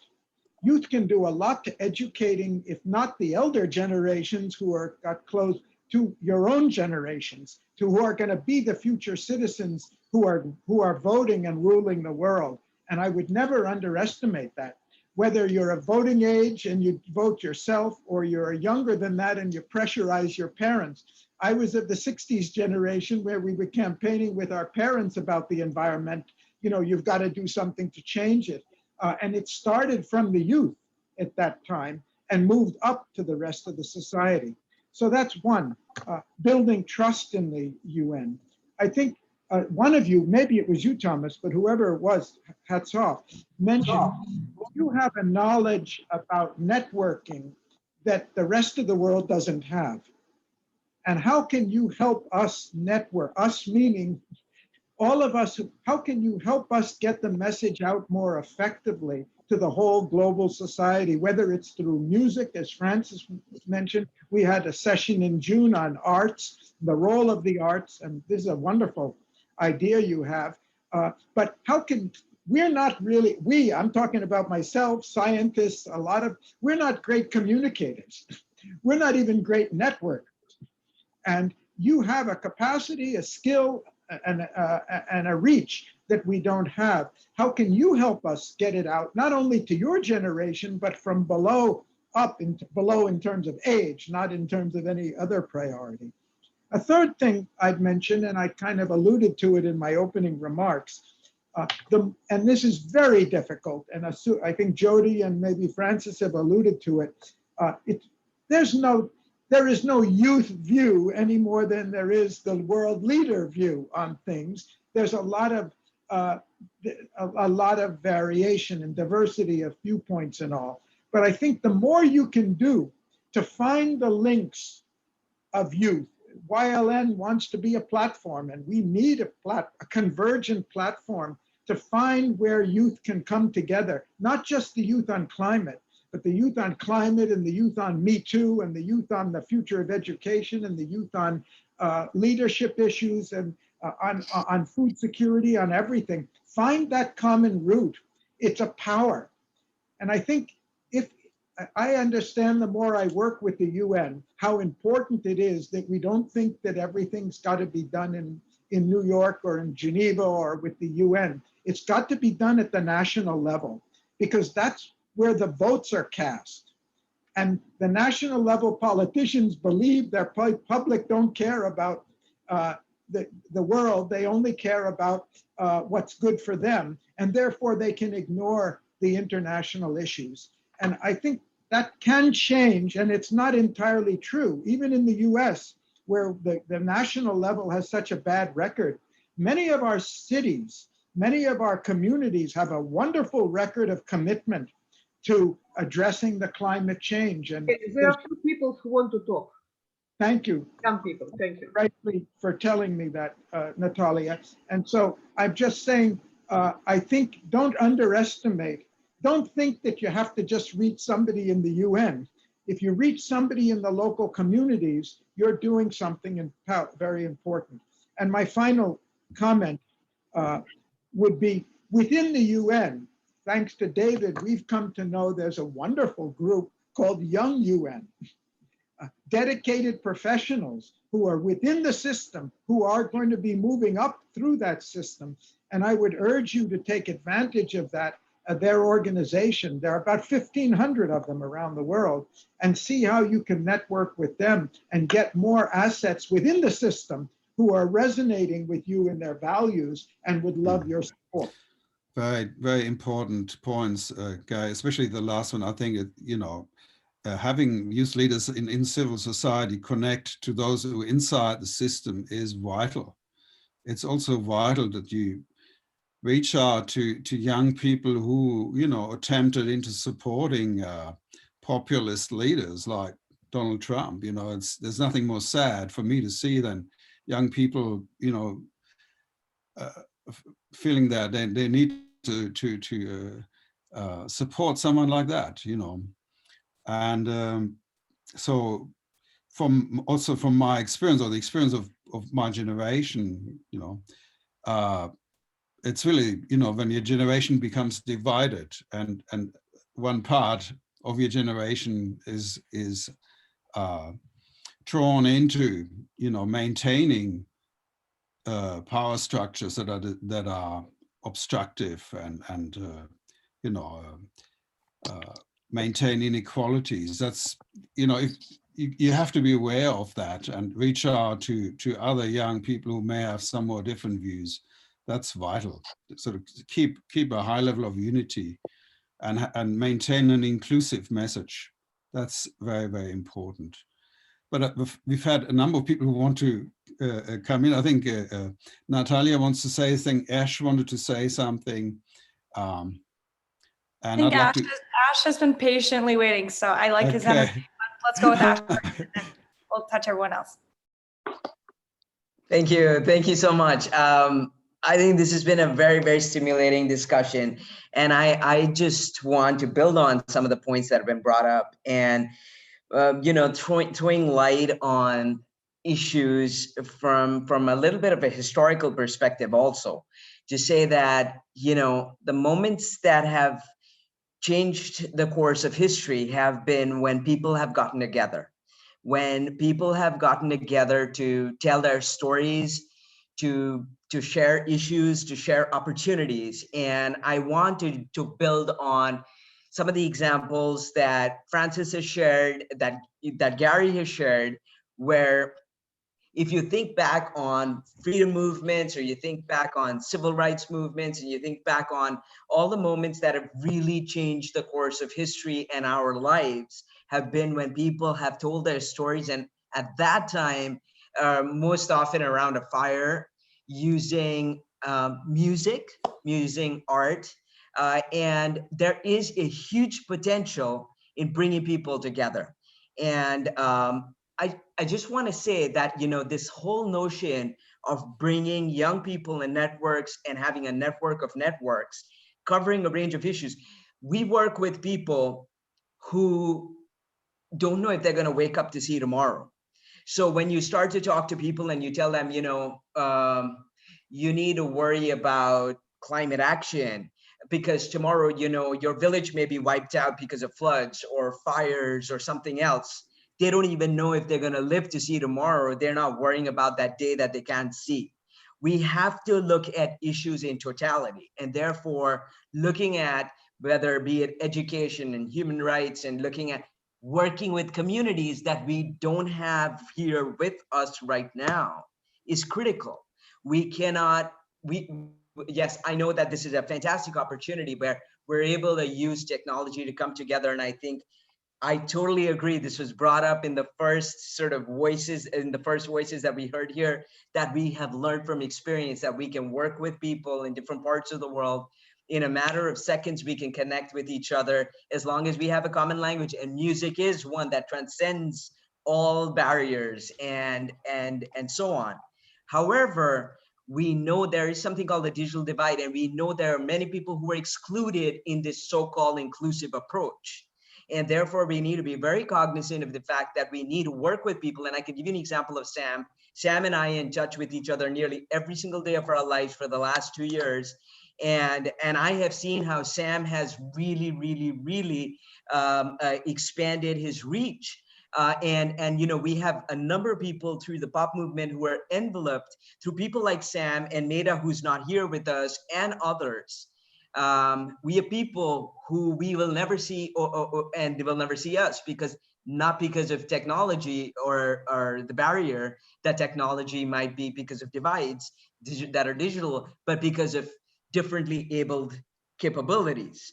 So what I want to say is that it is very important. And then finally, I want to say that yes, the intergenerational capacities that can for linkages that need to be built are critical. And in that, I think that there's a lot of wisdom and knowledge and experience that young people can bring to generations that are not necessarily to adult and senior generations, and reverse as well. And I think a critical link here is one that is of mentorship. And so we really need to work toward creating an environment that is respectful of those different bases of knowledge and wisdom and experience, and support and mentor, yes, cross-generationally. And there's nothing like cross-sharing. And again, I'll go back to my starting point, which is moments that changed the course of history, where when people came together, shared voices, amplified voices, shared stories, and that is cross-learning and cross and exchange. So I think that that's crucial, and that's my point. Thank you. Thanks, Ash. That's the strong message in favor of unity and inclusivity, and that means having a good strategy for making diversity work for you rather than against you. I still would like to hear from Francis about, you know, how the link to science can be strengthened. I'd also like to hear from Dina and Dora, Claudio, Federica, and Patrick, who haven't said anything yet.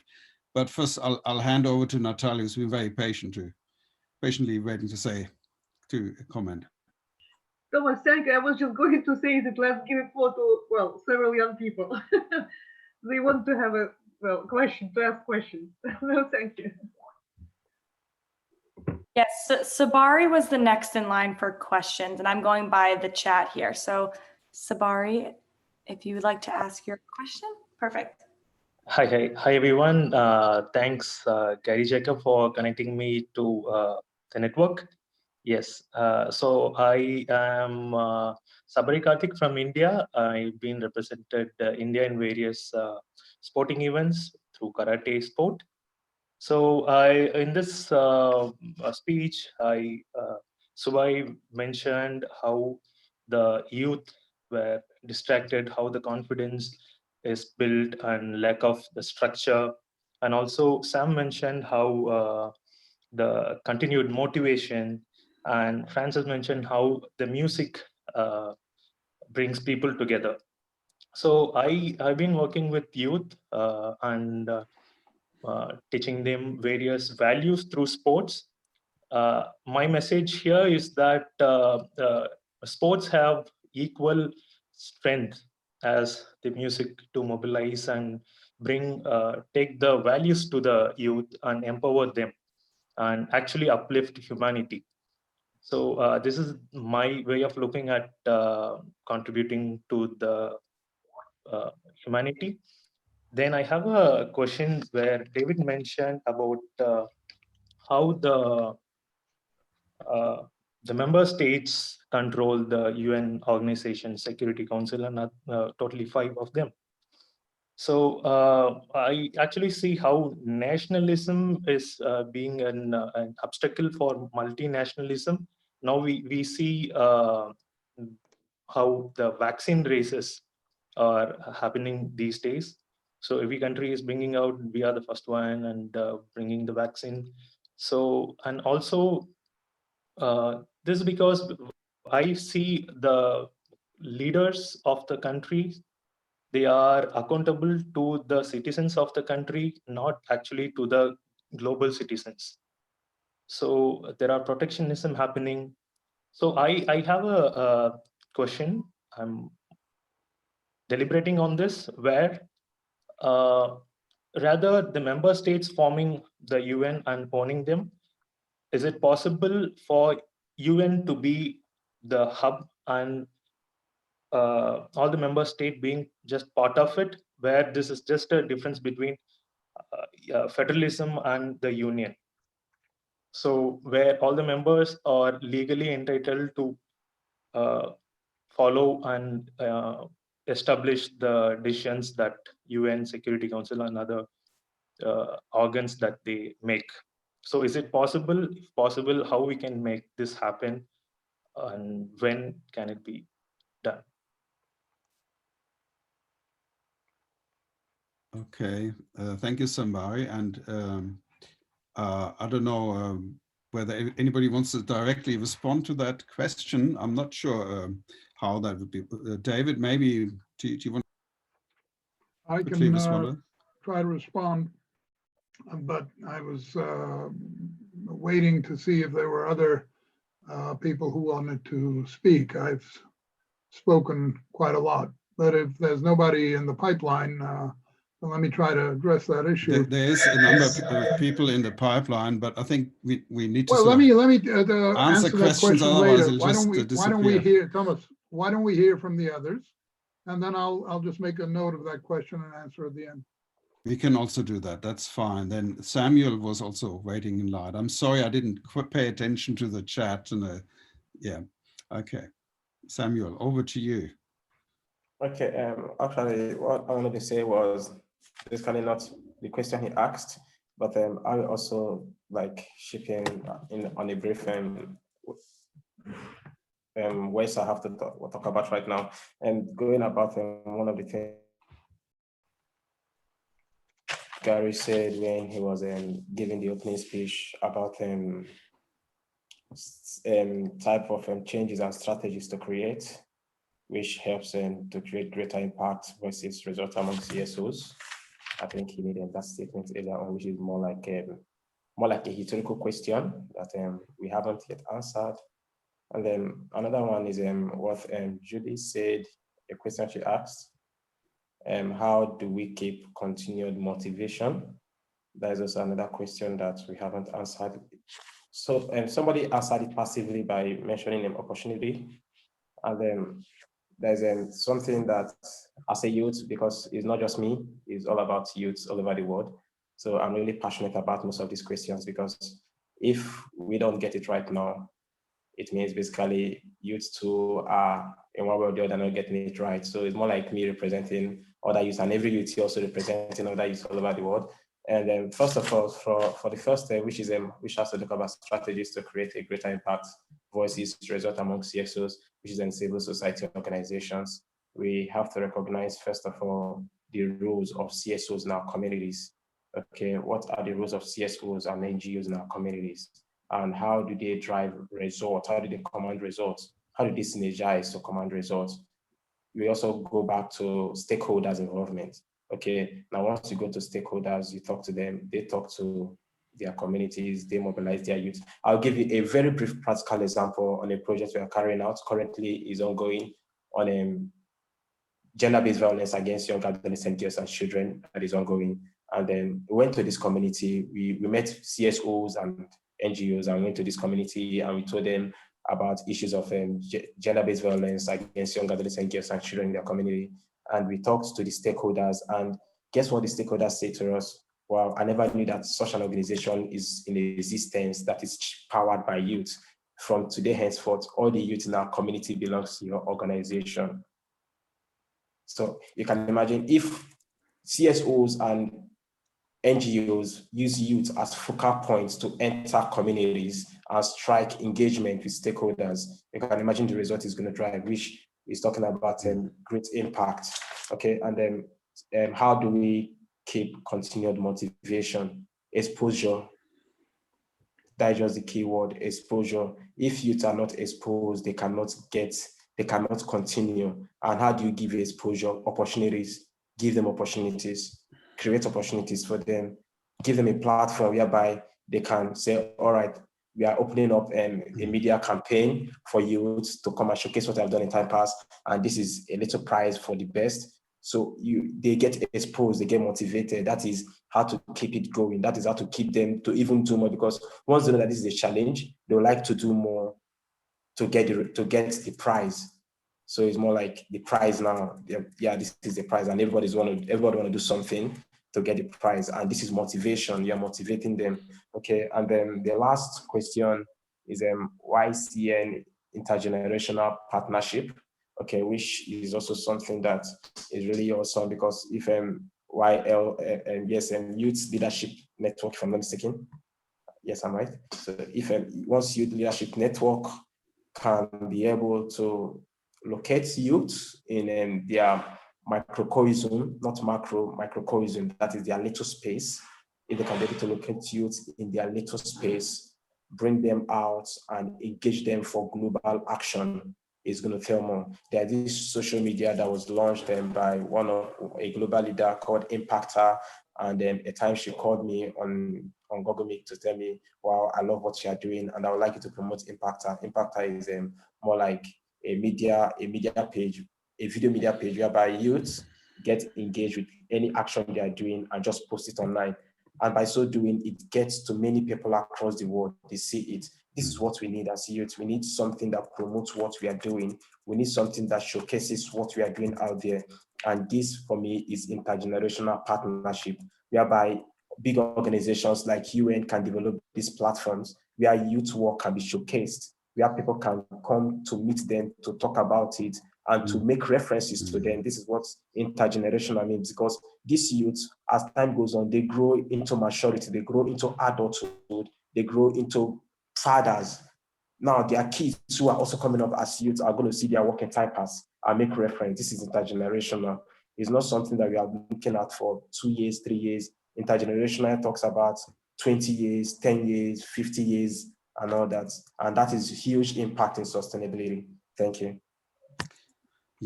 Thank you, Sam. You made some great points there about youth being an excellent way to reach into communities, because they always have their ear open to what is new, and they can mobilize communities.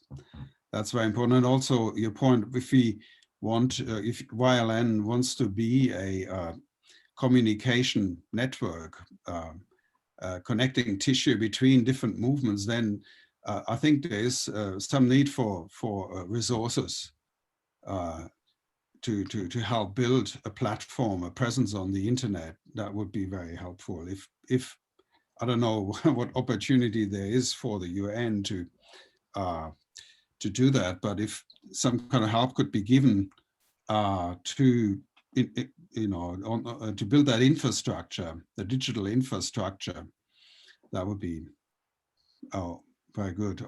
Yeah, but there's a number of people who haven't commented yet. If anybody would like to come forward and give their take on things.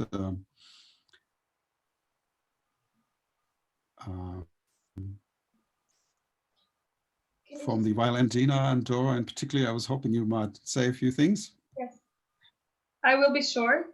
I will be short to give podium to other speakers since I present my final remarks. But I would like to ask Frances, how could we directly communicate with world leaders through her initiative if institutions do not use social media for communication, or if they think that it's not a reliable source for communicating? Mm-hmm. Okay, thank you. All right. Frances, yeah? Yeah, I guess the more social media side of mobilizing is definitely how the youth are organizing, and the Fridays for Future movement wouldn't have been as effective without social media and communications. Like, the tool is so powerful, and I think that's more of a way of reaching and engaging and mobilizing youth to pressure older generations and world leaders. So I think it's a case of the youth mobilizing and raising awareness on social media, and then that getting to mainstream media, and then getting to the people who make the decisions. Okay. Directly, like communicating with civil society rather than institutions, but then civil society and youth is kind of sharing a message that is forcing world leaders to act. Mm-hmm. So is that our future of communication, or we should start communicate directly? Yes. Okay. Thank you. I think I'm sort of, yes, sorry, I'm conscious of the time. We're already a little bit over, and we're supposed to have moved towards our final results. And I still would like to ask Obiora to fulfill his role as a discussant of this section before we then invite David and Dina to wrap up. But Obiora, you've been busy and listening to everybody, and what is your sort of summary sort of impression from the discussion? I will do this as a discussant, but not as one who is giving the final, the summary at the end. So I just make a few things. I look around the world, and I must say that this panel has been very, very helpful. So my congratulations to Luciani and his team for bringing, even if it is a small group, 21 we were, now we are 18, but we're able to really discuss constructively. I want to say thank you. What I have gathered, but that's not my conclusion. I'm going to make my conclusion later based on what other people have said. But I just have a few questions which must condition this discussion. The youth don't make the laws that guide many nations, but they live under these laws. The youth don't make the guns or create the weapons with which countries go to wars. And yet there are most who die under fights and under wars. The youth don't run the big companies, the big corporations that destroy forests and cause all the troubles. And yet they are the most unemployed. The youth don't produce the drugs. They don't own pharmaceuticals, but they die under drugs produced and so on. And they are filling jails by things that are made by the adults. The youth don't develop the education curriculum that governs nation. They don't manage the financial institutions. In fact, in Uganda, a young man wants to be president. He's almost like beaten to pulp. In Ghana, just last week, a young man wanted to join an artist and he wouldn't get the space. The youth don't make the majority of the universe. And I mean, they make the majority of the universe, but have no say about their future, about their destiny. And yet here we are talking about a YLN Youth Network leadership. So the conversations should help us all to really rethink the focus of youth engagement. I mean, you have 18 youth with some adults participating in a high-level activity of this nature, UN WAAS business. And I am asking myself, a new strategy has to develop. And those who will do it are not outside. They are just those I'm seeing here, just the few persons I'm seeing. I see Samuel and Dina and Frances and Suavi. And I mean, you are those, you are the key. So I would like to say just a few words once again. Youth are asset, they are not burden, but they need a strategy. The United Nations was founded after the ashes of the Second World War. There was no United Nations before the Second World War. But once the Second World War ended, something emerged. There was the UN, there was the European Union, African nations became independent, decolonization started, in organizations like WHO, Marshall Plan, and so on. So my question, I am challenged and I look at myself as youth, not looking at age. Something must emerge post-COVID. Something has to emerge. I mean, I'm thinking about a world where the challenges of COVID and so on have shown us that together, and this is a resonation I heard from everybody, together we can do something, but it has to be new. It has to be new on the levels of authenticity, on the levels of meaning in life, on the levels of priorities of what we choose, on the levels of connect, environment, nature, people, planet, under the world, above the world. It has to move as a movement that is really serious. And we need the adults who also want to have a better world to support this youth movement. But Carlo, you have a lot of work with your team to really sit up. You're already sitting up and jumping around and you are doing great. But you need a strategic collaboration. And David and all our team, I mean, Gary and the others are giving you space. Claim that space, but you are not alone. Nonetheless, I just see that the world cannot continue like this. Post-COVID, there must be something new, and it's no more a world of they and us. It is we all together. That was a contribution I wanted to make. I don't ask it as a question. I pose it rather as people are sleeping and Rome is burning. The world is on fire and people are having nice time. I mean, it's just a joke. We're not serious enough. So we have to change the paradigms and take, I mean, Samuel comes from my country, Okorie, I'm happy I'm connecting to you. We must stay in good touch to build up this thing. You know, I mean, it's like I can say much more, but I stop here now for you to continue, Thomas. Towards the end, we'll gather the brains of what has come out, and I think something new really has to emerge. That's my message. Okay, thank you very much, Obiora. That's very true, and I also, you know, my closing word, I'd like to emphasize again what Ash brought up before, and that's it's not just a matter of innovating in terms of connectivity, but also your own organization, your own governance, so to speak, internally, how you make decisions.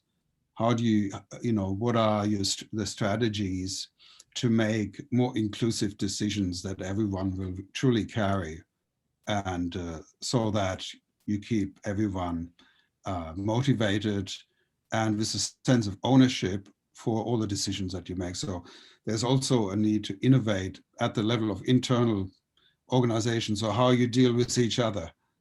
Okay, but now I would like to hand over then to David and Dina for the final remarks.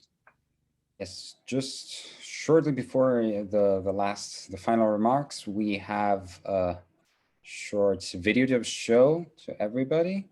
So I don't know if Dora, you can. Yes, I'm gonna take over, Carlo. Perfect. Thank you very much. And then we will have the final remarks. I'm gonna share my screen with all of you.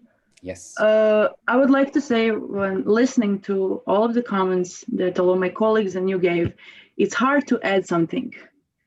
But what I learned is, when thinking how to connect youth with all the fresh ideas and the willingness to change the world with people that actually have power, the first thing that comes on my mind is when I worked in the United Nations in Vienna for 2 years, and seeing all those people going there every day, discussing the problems. And me, as the youngest person there, as a Croatian intern, one thing was there every Friday, and that was exhibition. So every Friday, young people, musicians or artists or climate activists or anyone who wanted to share something with the United Nations had the opportunity through exhibition. And then I realized that knowledge that I gained, I'm using it in Youth Leadership Network right now, it's creative strategy. We need to have creative strategy if we want to connect young people with older people, or let's say young generation with older generation, or some young movements with some big organizations, because that's the thing that connects us. It's art. Just like Francis gave us the video, and we all watched the video, and after that video, we were inspired. We wanted to change something. We wanted to be part of that movement because we saw the video, we heard the music, and we were like, yes, I want to be part of a change as well. So we made a promo video that I'm going to play to all of you right now. It's not perfect. It's our first promo video, but I hope you'll enjoy it. And please, let me see. Do you see my screen?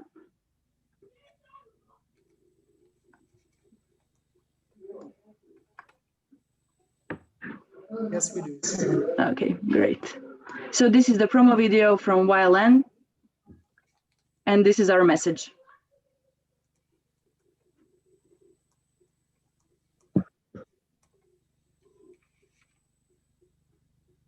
There's no audio, Dora. There's no sound. We need to somehow. You are screen sharing.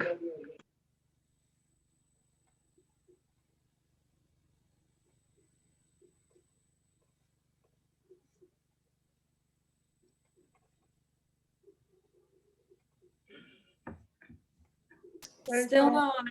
Might be best to just post this in the chat so everyone can watch individually. Probably. Carlo, do you have your video ready? Maybe to play it? I could also try it, yes. I think it's best for you to try it. Let me just stop sharing my screen. Perfect. Okay, can you see the video now? Yes. Yep. No audio. No audio? Yeah. All right. Let's just post this one in the chat and have Dina close this out. Perfect. And words from David as well. Yes. So do you want me to go first or Dina? I think, David, you're first. Yes. Okay, well, look, there's a couple of things I wanted to first quickly rebound on Sabri's question, on Dina's question. But let me start with Obiera's excellent presentation. And he really touched on the crux of many of the problems today. When he mentioned the big companies, you know, they destroy the planet, basically. I'm not quoting him directly. That is the crux of the issue. How do we change the economic model? And this is a question that will be discussed on the 15th and 16th in Geneva. Not that we're going to come up with any brilliant ideas beyond the fact that the world, the economy, governments, and businesses need to have a different form of accounting for their success. It shouldn't be GDP. It shouldn't be how many millions of tons of pig iron we produced and how many millions of tons of coal were mined. And so I don't want to go into this, but it's an excellent issue that he raised, and we need to all be thinking about it. Dina's question, how to communicate, that goes to one of the points that I wanted to raise, which is something that I noticed here in this exchange, that all these youth movements that are represented and young people that are here all spoke about what they do in their own countries. And it is the right model to follow for a couple of reasons. One, you first get your government's nose to the grindstone. Once you do that, you get attention, you get the government to factor in the viewpoints of the youth movements. But the other thing is, then if that happens, then your job of interacting with the international organizations becomes that much easier. You still need to do that, but it becomes much easier. So communicate through your government. As I always say to my American friends who complain about this or that, I say, write to your congressman. That basically, writ large, is the advice I would give Dina. Sabari's point wasn't very, it's a very emotional and correct approach, but I'm afraid probably not very practicable, and I'll give you a reason why. I will give you an example of something else in this situation. The much discussed need to reform the Security Council. And who is to reform the Security Council? The members of the council themselves are supposed to reform their own, the body of which they're members.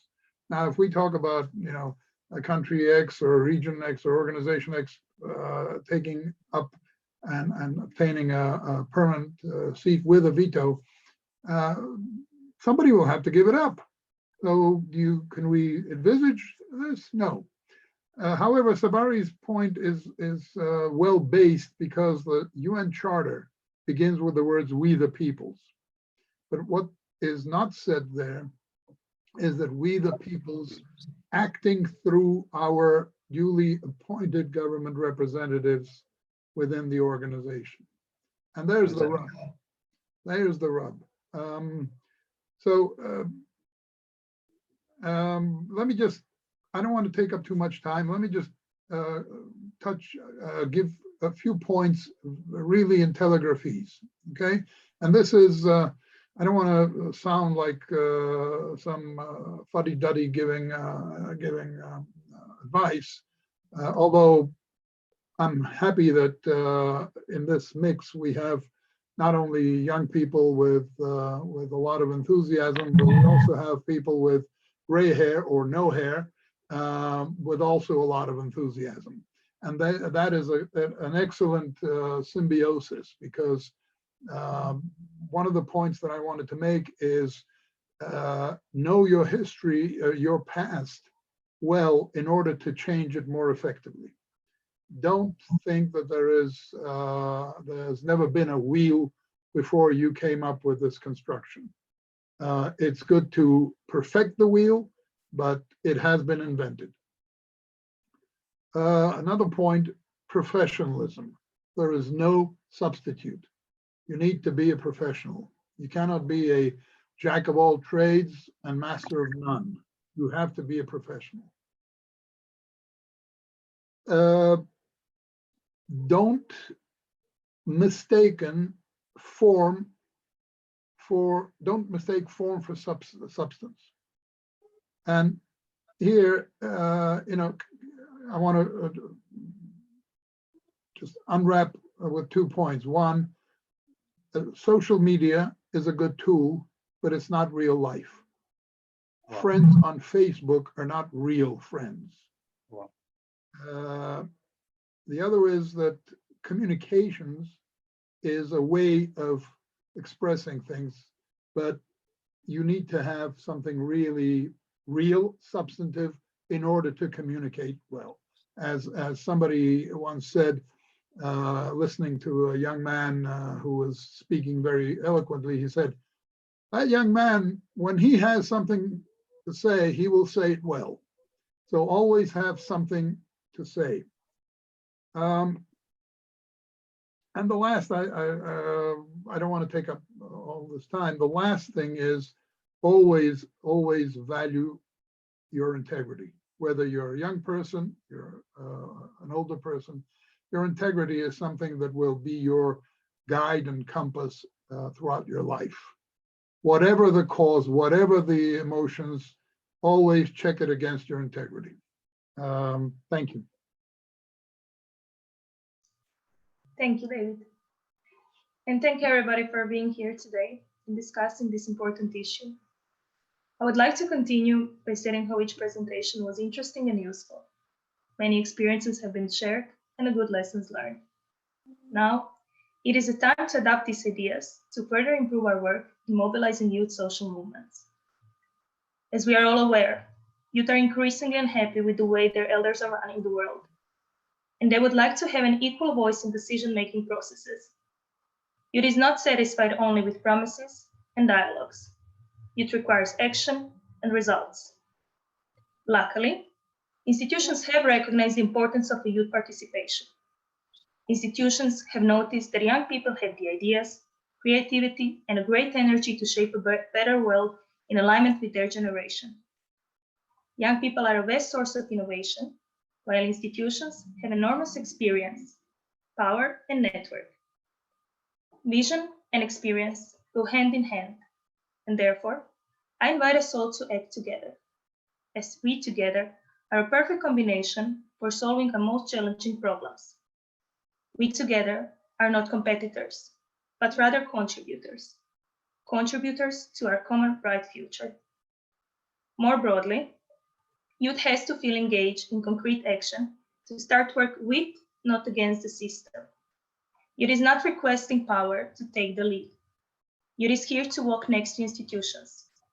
We are here to listen, but also to speak, to learn, but also to educate, to observe, but also to act. If we feel unheard, we have a need to raise our voice.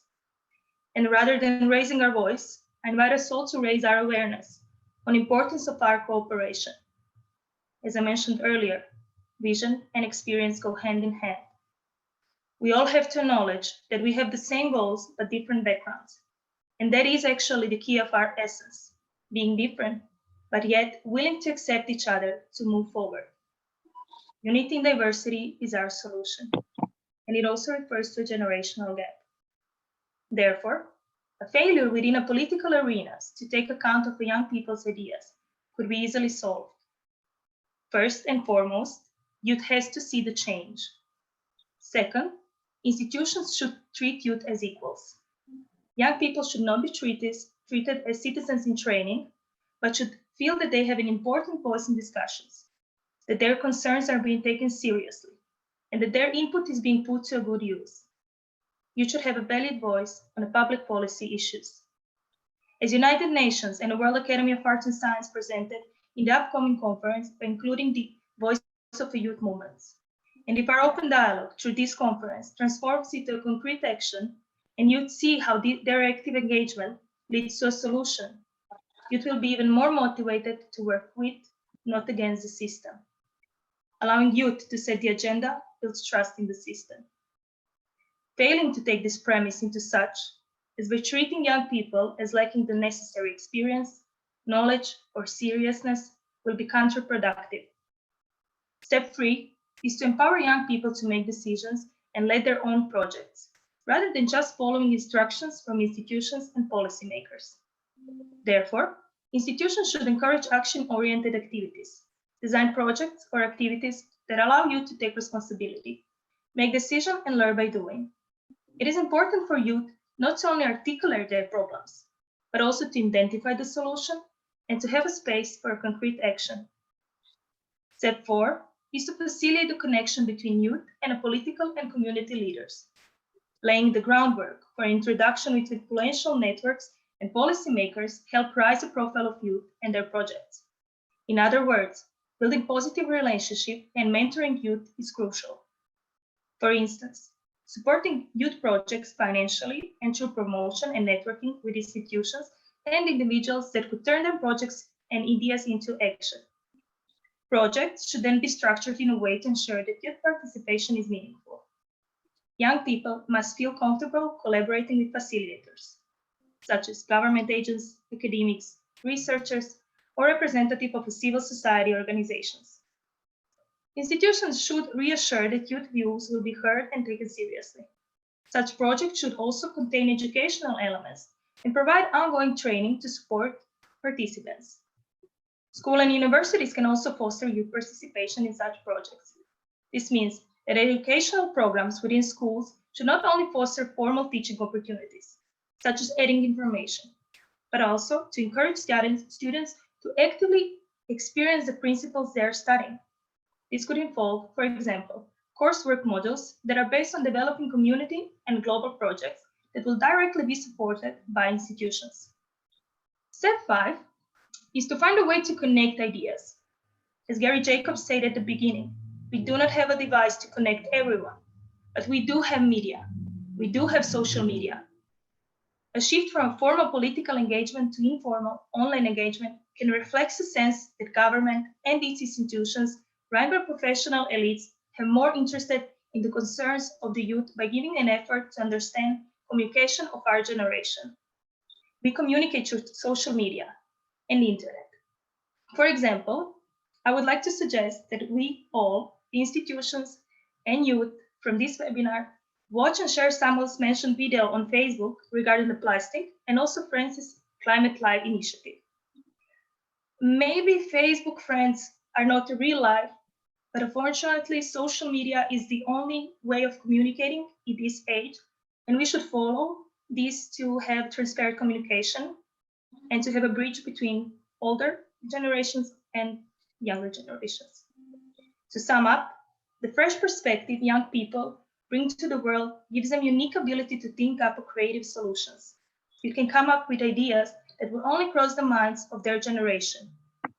These solutions may not always be practical, but they can uncover hidden assumptions and opportunities.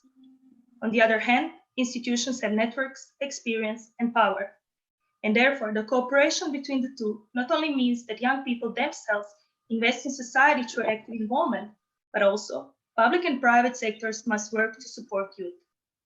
Above all, if young people acknowledge that they are actively involved in decision-making and that their concerns are taken seriously by government officials and institutions, it engages them in their young age to become strong citizens.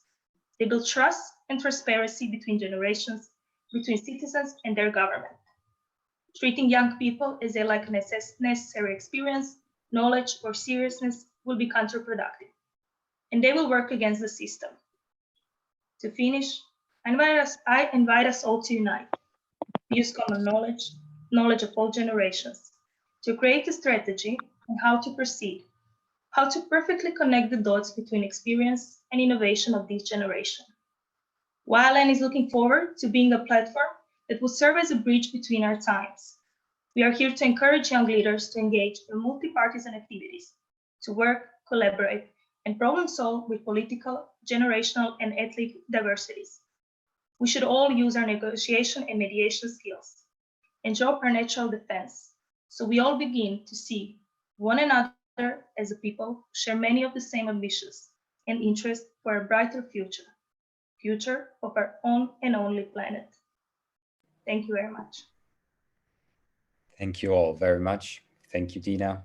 And it was a really, really great meeting today. And I'm really happy with the outcomes that we had today with this great meeting again. So I want to thank you all for joining us today on Sunday for this event. And I'm really looking forward also for the upcoming GL21 in Geneva on the 15th and 16th of December. It will be, I'm sure, a great event. So thank you. Have a good Sunday, everyone. Have a good Sunday. Thank you, everyone. Thank you. Thank you so much. Stay Thanks, safe. everyone. See you on Tuesday. See you on Tuesday. See you Tuesday. Bye. Bye. Bye. Bye. Thank you. Thank you Let's very save it much. again. Sorry, I was typing my thank you. Thank you so much. Thank you. Thank you so much. Thank you very much. Thank you. Thank you. Thank you, Thomas. Stay safe. Keep smiling.